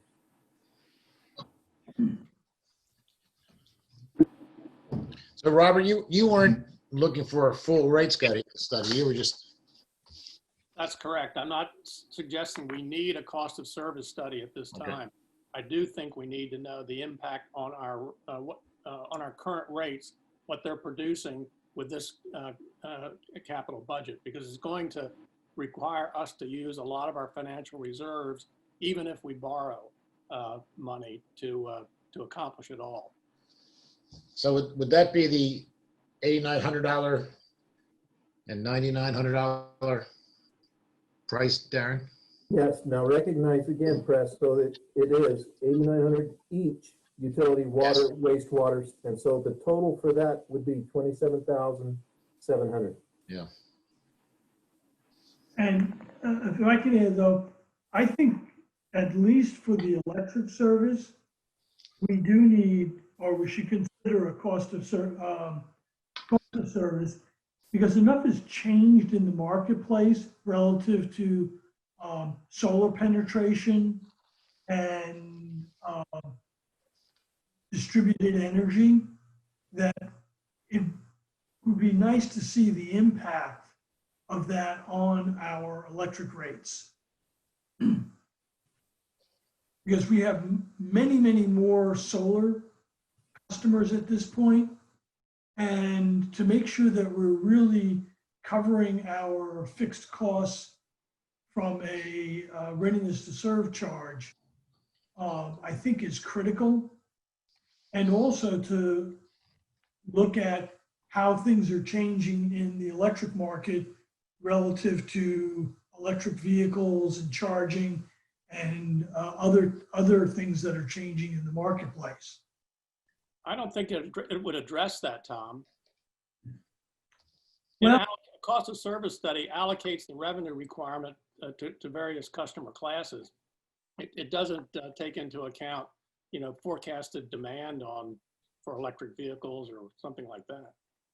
and I recognize that, but when I read the last UFS study, it did make distinction between how to allocate costs between readiness to serve and unit charges.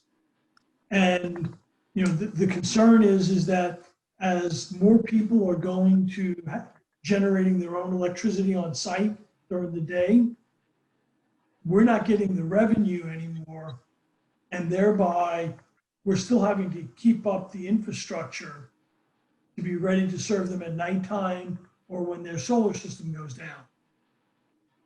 So that portion of it I thought was covered in the last time we did a rate study. Am I wrong? Weren't some of those projections in the electric study that was done? Didn't they give some ideas about that? Penetration of EVs and so forth. Not relative to allocation of costs. Austin, have we had a significant increase in the number of solar customers over the last 2 years? I think there's a lot more this year. Obviously, I think there's a little bit more spending because interest rates are low. So anybody that's financing any sort of systems, we're up.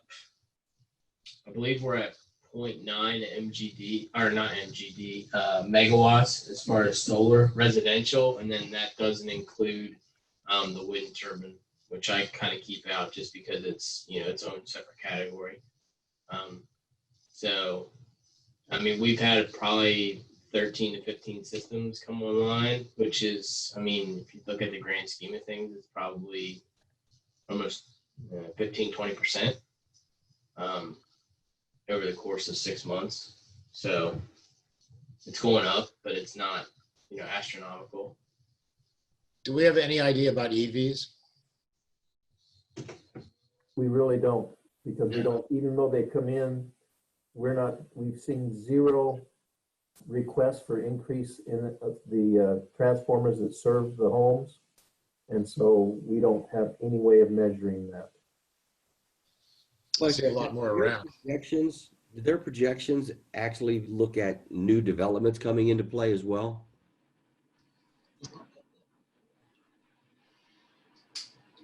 Not in a specific way. In other words, they didn't say, all right, we didn't say, all right, we know that these are coming in. It's really difficult. We know that there's lands out there. What we have is our CPCN, and we know the capacity that we build our infrastructure to meet that. We don't anticipate the addition of homes on the financial side of it. One of the things that we have really going for us is that we do have the ever hated word of ready to serve charges, which as a seasonal community, as a utility provider, as we get that ready to serve charge closer to the actual fixed costs that we experience, the safer we are. And I think we've done a good job. UFS has helped us do a good job in meeting that. And so we feel some comfort, we feel some security in where our rates are, how our rates are designed for the additional solar that's coming on as we see the EVs coming into play. And our electric study did a good job of saying that our system can handle. I mean, we asked the electric study, Sergeant Money, they looked at an actual 50% penetration of electric vehicles. And even though we may see a few extra on the road, I don't think we have anything near that sort of penetration coming in. What are you looking for, Tom? I guess I'm missing why you think a full study is needed. Going back to what Darren just had mentioned, it's really more the split between the unit charge and the readiness to serve charge. And, it's 3 years since we did the study last time. And validation that that's the right split now, or does it need to be altered? Because from an industry perspective and having, and I don't remember, Press, if you were at the APPA conference where Dawn had spoken at. Yeah. She was talking about reevaluating as the consumer usage changed to make sure that you were truly allocating your infrastructure costs. And I just think that 3 years is a long time nowadays, given the changes. I don't know that we need it for water and sewer, but on the electric side, a lot has changed in the marketplace. I mean, I didn't realize it was that dramatic. I know it's increasing, obviously, and particularly as it relates to water and sewer, because that doesn't change very drastically. But I can't believe that 3 years is going to be that big a jump. Well, I mean, I don't know. You know better than I do in that regard.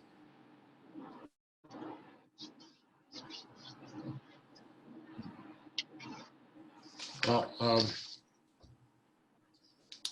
so what's the pleasure? It sounds like we, for the most part, would like to have at least the water and sewer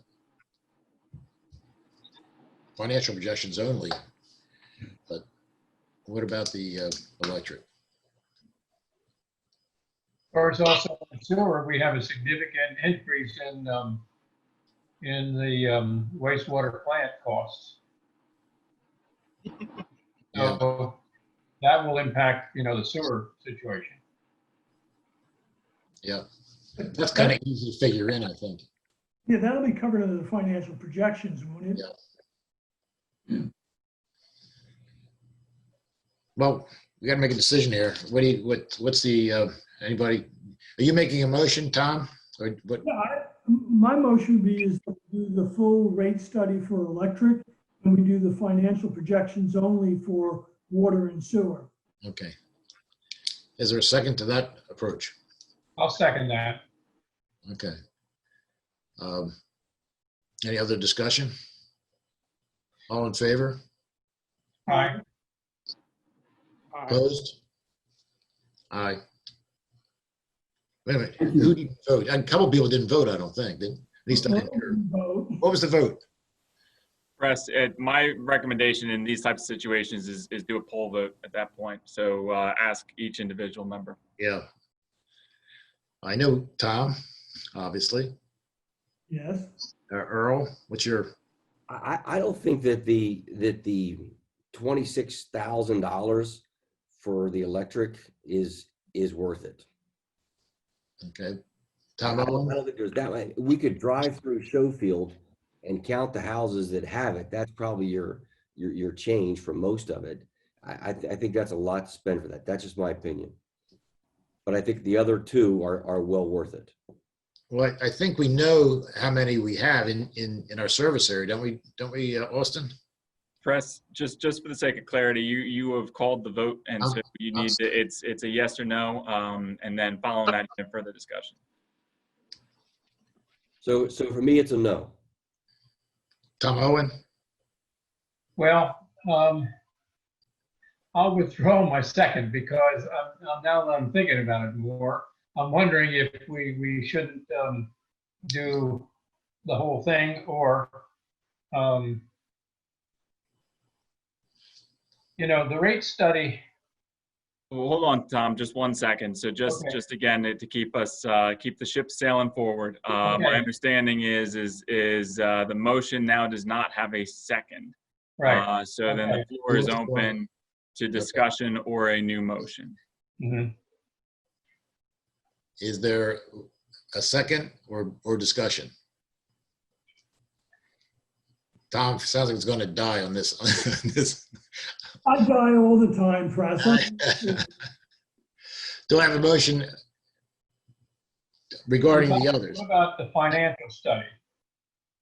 How does that, if you just did financial across the board, what would that change the number? Somebody make a motion on that, so if they're interested in doing that. I move that we engage Utility Financial Solutions to do a financial projection for electric, water, and wastewater. And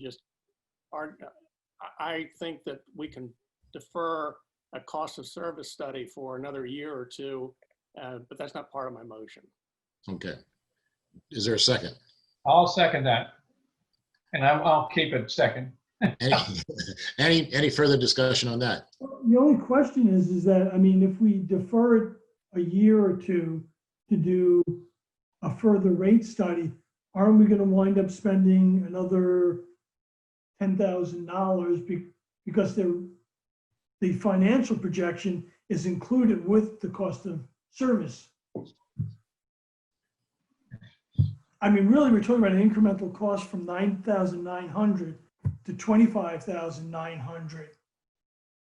So we're talking about an extra $14,000 that we're going to respend that $10,000 to do the cost of service. Earl, you have anything to add? I just think if you do get those projections on those amounts, you may decide that you actually should defer. So I think you can get information that says I should push it out 2 years versus 1 year. That's my only, that would be my only counter to what Tom said. Any further discussion? We have vote on that we're going to do the financial projections for all three as quoted here in this letter from Dawn.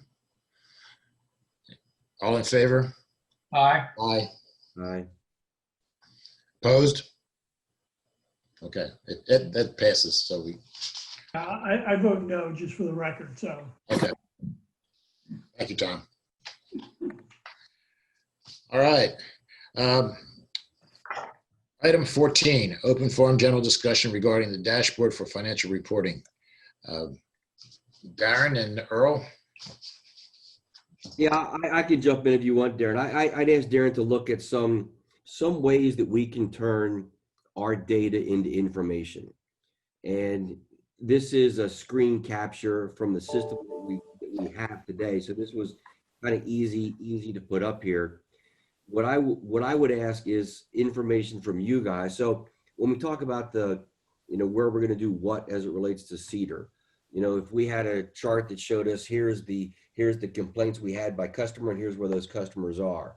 That's taking data and turning it into information. If you guys are supportive of this concept, I'm not saying these actual charts, what I would do is sit down with Darren and try to muscle through some of this to show you guys the kinds of things we're talking about. Going back and looking at the lift stations, which ones are constantly being looked at, right? Which ones are constantly having debris. Anything that we can do, and I'm not saying those are the right things to look at, but anything that we can do so we're not looking at a page of numbers, but we're looking at a chart that actually gives us information. If you guys are supportive of that, I'll work with Darren on it. If you aren't, I understand. So this is kind of built into our system anyway. We just have to tweak it for what we're looking for. Yeah, this particular one is, yes, that is correct. Well, the One who has no technical abilities whatsoever. It's great for me. I assume you can print these things out in more readable form, larger format or something? Yes. Okay. I tried to expand it on my page, but I wasn't able to do it with my finger. So, but I'm happy to work with Darren in more detail if you guys are supportive of this. Yeah, no, I'm all for Okay. Okay. I think it's a great idea. It makes a lot of sense to me. I've worked with dashboards before, and they are much easier to read and get a better feel. And Tom, I know you know what I'm talking about from a GE perspective. I'm all for it as long as it's legible. I tried to refocus my eyeballs and it didn't work. Understood. All right, I'll work with Darren on it. We'll show you guys another pass at it. I don't think we actually need a vote on this.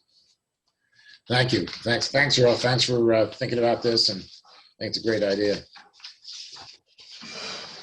So now we're on item 15, open forum general discussion regarding agreement of sale for the Jones Farm property parcel. I'm going to take and pass this over to Mike Hoffman to cover this. Mike. Okay, Mike, you're on. Thank you, Darren. President Lee, members of the board, in front of you, you should have received a copy of the negotiated agreement for purchase and sale of real estate concerning the Jones Farm property. This is the property on the corner of Clay Road and Kings Highway next to the existing Lewis BPW well field. The agreement is a three-party purchase. In other words, it's being purchased by Sussex County, the City of Lewis, and Lewis BPW. The terms have been negotiated. The agreement has been signed. It is now in front of each public entity for review and consideration and approval. My understanding is that the city council has approved it as presented, and it is being presented to the board here tonight for the board's approval as presented. Okay, I think we've all had this. Have everybody had a chance to review it? And any comments?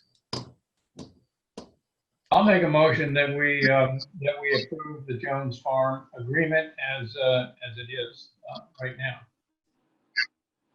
Do I have a second? Seconded. Any further discussion? No, I just want to say that I think this is a phenomenal effort by all parties. I think we all have IG for really being the bullhead behind it, and recognize that we're going to have a tremendous loss with IG gone. Yeah, you're right. Okay, all in favor? Well, can I ask one question? I'm sorry. Yeah, I'm sorry. If we approve it, obviously it would be conditionally upon the city approving it as well, correct? We've already approved it. You have? Okay, never mind. I thought that was pending. Never mind. Go ahead. But I will say, I'm not certain, the county, it may still be pending with the county. But again, I mean, all three bodies have to approve it And then there are contingencies built within the agreement. In other words, we go through a due diligence period and we go through that process. So there are additional steps per the agreement. Got it. I'm in favor. Okay. Sorry. All in favor? Aye. Thank you. Aye. It's a great project. It might be helpful to share with everybody on the board what due diligence steps are already in motion or already in play and what's been done. You want to do that? Go ahead, In Mike. terms of Certainly, I'd be happy to. We actually had a meeting, a virtual meeting with representatives from the city, the BPW, and the county, I believe last Friday, to talk about due diligence. Per the agreement, there are documents that the seller has to disclose. Those have been provided. We have completed a title search, and we are working through those documents. A survey has been ordered. And a wetlands delineation update has been ordered. We will continue a follow-up discussion among the three parties to review and continue our discussion and due diligence review. But I think all three parties are working well together, and we are well underway in the review. Great. thank you. Yep. All right. Okay, item 16, open forum general discussion of an agreement with DelDOT regarding Pilot Town Road abandoned utilities. Darren or Mike? I don't know who can take the lead on that. I'll jump in real quick and then Mike or even Charlie might answer some questions. Whoever. What we have is on Pilot Town Road. Pilot Town Road is a DelDOT road. We've gone to get permits to put our new water line in that road. The new water line will be a PVC pipe.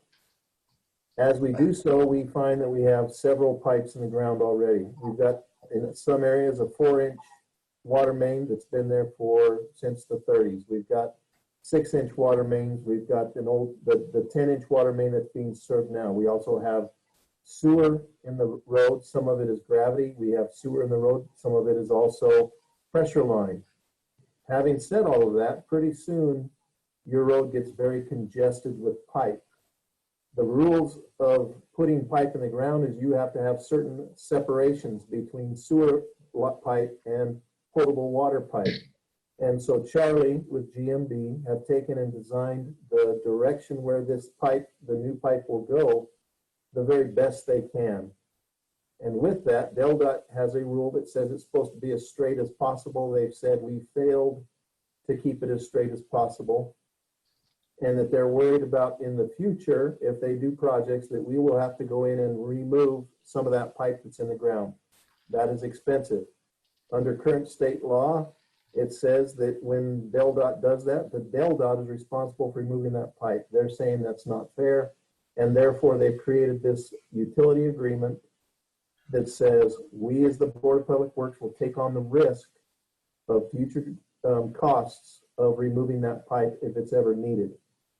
I will tell you that I believe that the risk is low, but we may someday have to pay for a piece of pipe to be removed, a piece of pipe to be cut out of the road. And I would ask that you approve this. That way we can get approval to get into the Pilot Town Road so that we can get the construction done. Mike, I punt to you now to clean up whatever I didn't say correctly. No, Darren, I think that's an accurate summary of where we are. This is something that DelDOT is requiring in order to issue the permit for the street. And we have drafted it to make clear that the cost incurred is if DelDOT, and this is on page 2, by reason of the construction, reconstruction, relocation, repair, or maintenance of an affected street requires removal of a portion of a pipe or all of a pipe, then BPW is responsible for the costs associated with that pipe. We did add a sentence that says, for avoidance of doubt, the BPW shall not be responsible for any costs and expenses that would otherwise be associated with the subject DelDOT project. In other words, if DelDOT's tearing up the street, shutting down the street, working on a project, the BPW is not responsible for those costs. It's only the costs associated with removing the pipe that's providing the impediment. I'd be happy to answer any of the questions. I thought your section was well written. obviously they haven't approved that yet, as yet, I would assume. What do you think the probability is of them accepting that? Sure, and I apologize. I did leave that out. DelDOT has reviewed this and approved it as presented. Okay. Okay, good. Good. Well crafted. All right. Do I have a I don't think motion? we have any choice. If we want to do the project, because we're tearing out all the pipes would be just ridiculous. So I'll make a motion to approve the contract or agreement, or whatever, from DelDOT. Do we need a second? Second. Any further discussion? All in favor? Aye. Aye. Aye. Thank you. Thank you, Darren. Thank you, Mike. While we're on this, can I ask Charlie one question? Charlie, now that this has been approved, we'll get it signed and to DelDOT. How long do you think it'll take for us to get approvals to start working on Pilot Town Road? So that was the only approval that we were waiting on. We have all the other approvals. I'm guessing that if DelDOT's already approved the language, then, you know, it might take a few days for the actual permit to show up from DelDOT, but we've been in coordination with Teal thus far. They've ordered pipe, but it's not in yet. So to answer your question, I'd say, you know, 30 days or less, Darren. We'll be on the ground hitting it with Teal. And then Teal, because of the pipe situation, we're probably not going to be turning dirt for another month and a half, 2 months. No, 30 days that I think they'd be out there working, doing construction. Okay, super. Yeah. That's for the community information. I think what we'll do now is to schedule, it's not a pre-con because we've already had a pre-con, but a restart meeting with them immediately. Excellent. All right. Thank you very much. Okay. Item 17. Open forum general discussion regarding proposed policy of extending services to existing individual homes in the DPW service area. Mr. Gordon.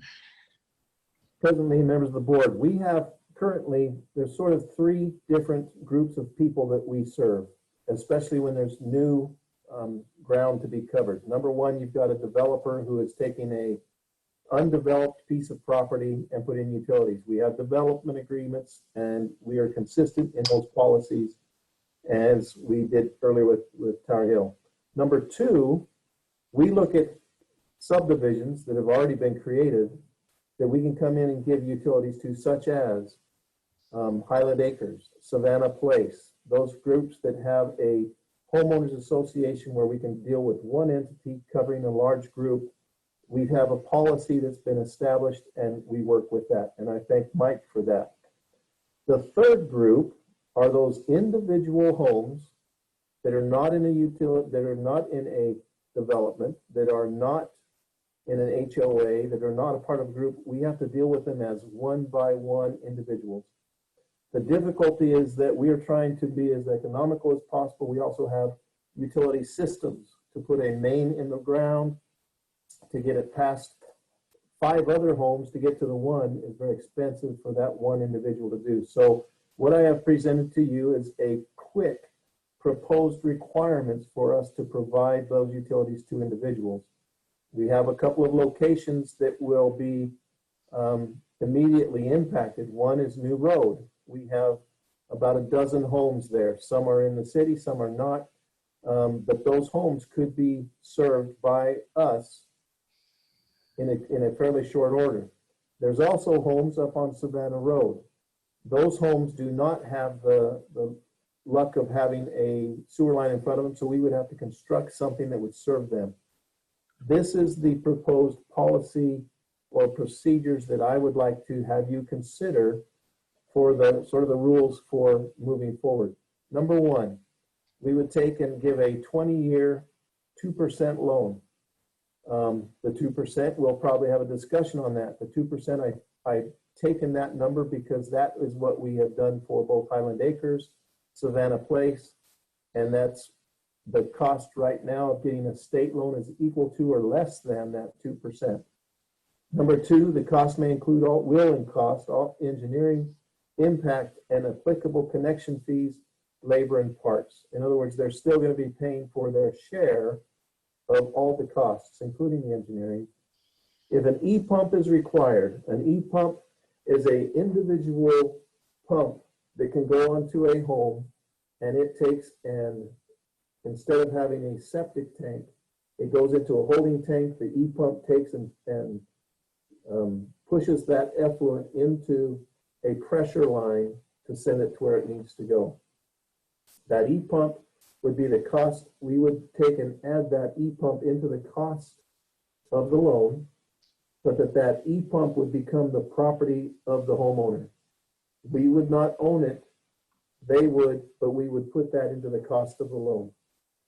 The e-pump will remain on the property and the responsibility of the homeowner, only available to homeowners inside the city limits.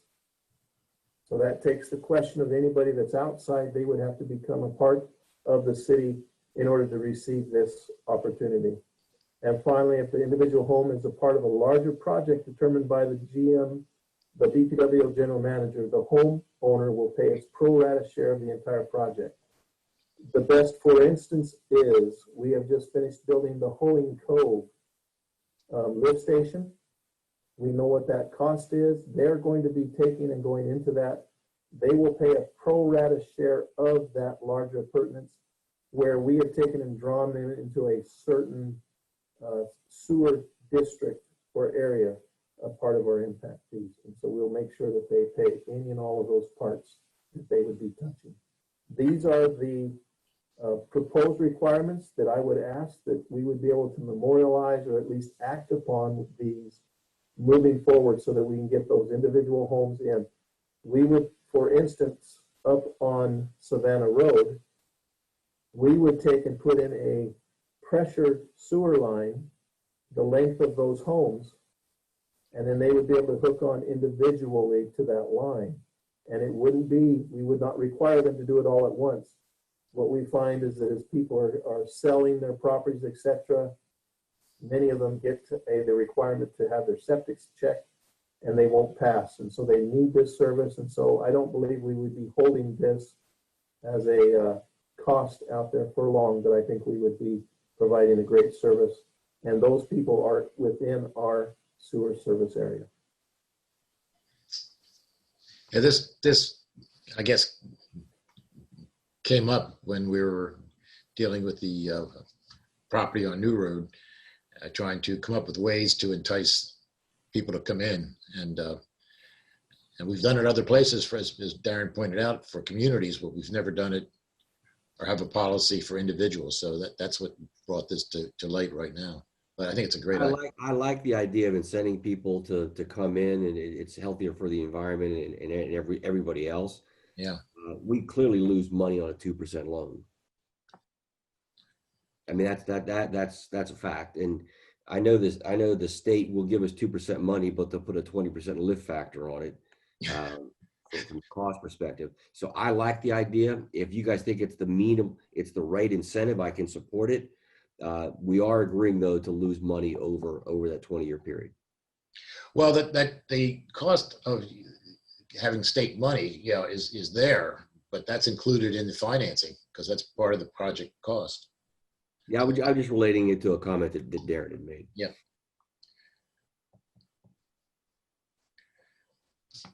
So this 2% is our money, not the state's money. I understand. No, yeah. But Darren had said that the state charges 2%, and they do, but they also put an uplift factor of 20% on your cost. Mm-hmm.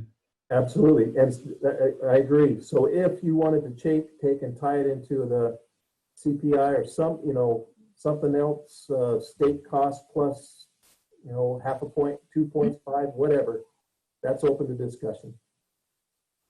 So I guess the question is this something that should be indexed, or do you guys believe that a 2% loan gives the right incentive overall and that we're willing to pay that cost? If you are, I'm supported from an economic perspective, but I don't know if that's the right incentive or not. I'll leave that to you guys. Yeah, I mean, Well, I'm not sure that indexing it makes sense. If you're going to do anything, you typically tie it to the treasury bills you know, certain treasury bill, either plus or minus. That is an affected index, by the way. It is, but I mean, it's not a CPI. I understand. There's all kinds of indexes. I get it. I get it. So, I mean, if we wanted to do something like that, but because right now the cost of money is extremely low. But in 20 years, the cost of money could be higher. And it's really about loss of income on our investments. Yeah, I agree. Maybe we should do that. It's going to kind of weaken our argument because somebody's signing something that's adjustable. Might be. The other thing is the state has a threshold on economic threshold about the household, that if they are higher than the threshold, then they can't get the loan. And do we have it? Are we considering anything like that, or should we consider anything like that? For low cost clients, or what are you thinking, Tom? For everybody? BPW is the borrower, correct, from the state? And Yeah. we're then basically advancing that money to homeowners.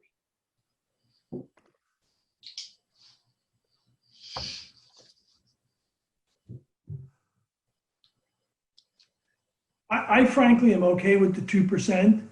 If we wanted to tie it to cost of treasuries with a cap of, 4% on it, this way it didn't create a uncontrolled cost to the homeowner. I'd be okay with that also. I like that, Tom. Yeah, that gives Yeah. a little bit of comfort there. Hey, this is Charlie. Just so you know, DENREC does tie the actual interest rate of their loans to some national factor like that, the treasury rate. I don't remember exactly what it is, but I could find out pretty quickly. So it does fluctuate with time depending on what that federal rate is. DENREC has already got that, then I think we would just adopt DENREC's index. That makes sense. We could tie it to the DENREC, whatever. We're not talking about a tremendous amount here because we're talking about one home at a time here, so to speak. So We're not talking about a lot of them either. It's not going to be hundreds or picking up some stragglers here and there. Keep in mind, a 30-year treasury yields 1.42%. Yes. Yeah. Okay. 2%. Right. Easy So math. do I have anybody want to make a motion on this? Russ, just real quick, this is Mike Hoffman. Is the intention to get direction on the concept to be put into a resolution for the board to consider at the next meeting? Yes. There may be some other Absolutely. considerations I'd like to bring to the board's Sure. attention. Yeah, you're right, Mike. Okay. This is just a consensus, I guess, at this point. Okay. Are we good with this? Should we move it forward? Get a draft resolution? Yes. Thank you, Mike. Item 18, open forum general discussion of resolution regarding a 15% fee for BPW administrative expenses concerning development projects. Mr. Gordon. President, members of the board, in June of 2009, there was a discussion with the board in which the following happened, in which they said it was recommended that an administrative fee of 15% be added to bills for professional services provided by others that are collected by the Board of Public Works. Since that time, we have been charging 15%. So what happens is the developer comes in, they bring in plans. We have to review the plans. Charlie gets to look at the plans. Mike gets to look at the plans and make a development agreement. And on all of those costs, we recoup our administrative costs by adding 15% to that. The other thing that happens is we have an RPR. When the job is being built, we have inspectors.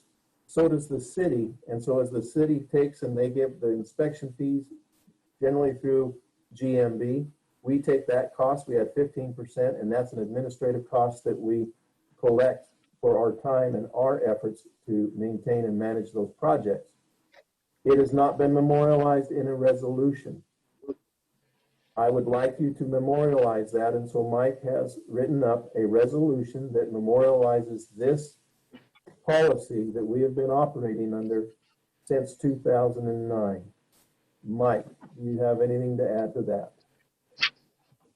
No, Darren, I mean, that pretty much sums it up. We did draft a resolution. I assume the board has a copy of the resolution, and I'd be happy to answer any questions.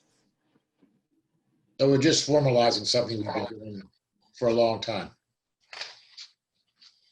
Yes. Okay. Any discussion? Do I have a motion? And press, just for the benefit of the board, since this is a resolution, remember the motion has to take two forms. The first motion is to read the resolution, whether you want it in full or by title only. The second resolution is an action on that resolution. Motion that we read the resolution by title only. Okay. Mike, you want to? Second. Thank you. There's a second. Mr. President, members of the board, resolution number 20-00. Darren, do we have a number 1? A resolution of the Board of Directors of the Board of Public Works of the City of Lewis regarding an administrative review fee concerning utility infrastructure for subdivision, development, and redevelopment of land within the Lewis BPW service area. Mr. President, resolution number 20-001 is placed before the board for its consideration. Yeah. I make a motion to approve the resolution as presented. Second. All in favor? Aye. Aye. Okay. We have to approve it.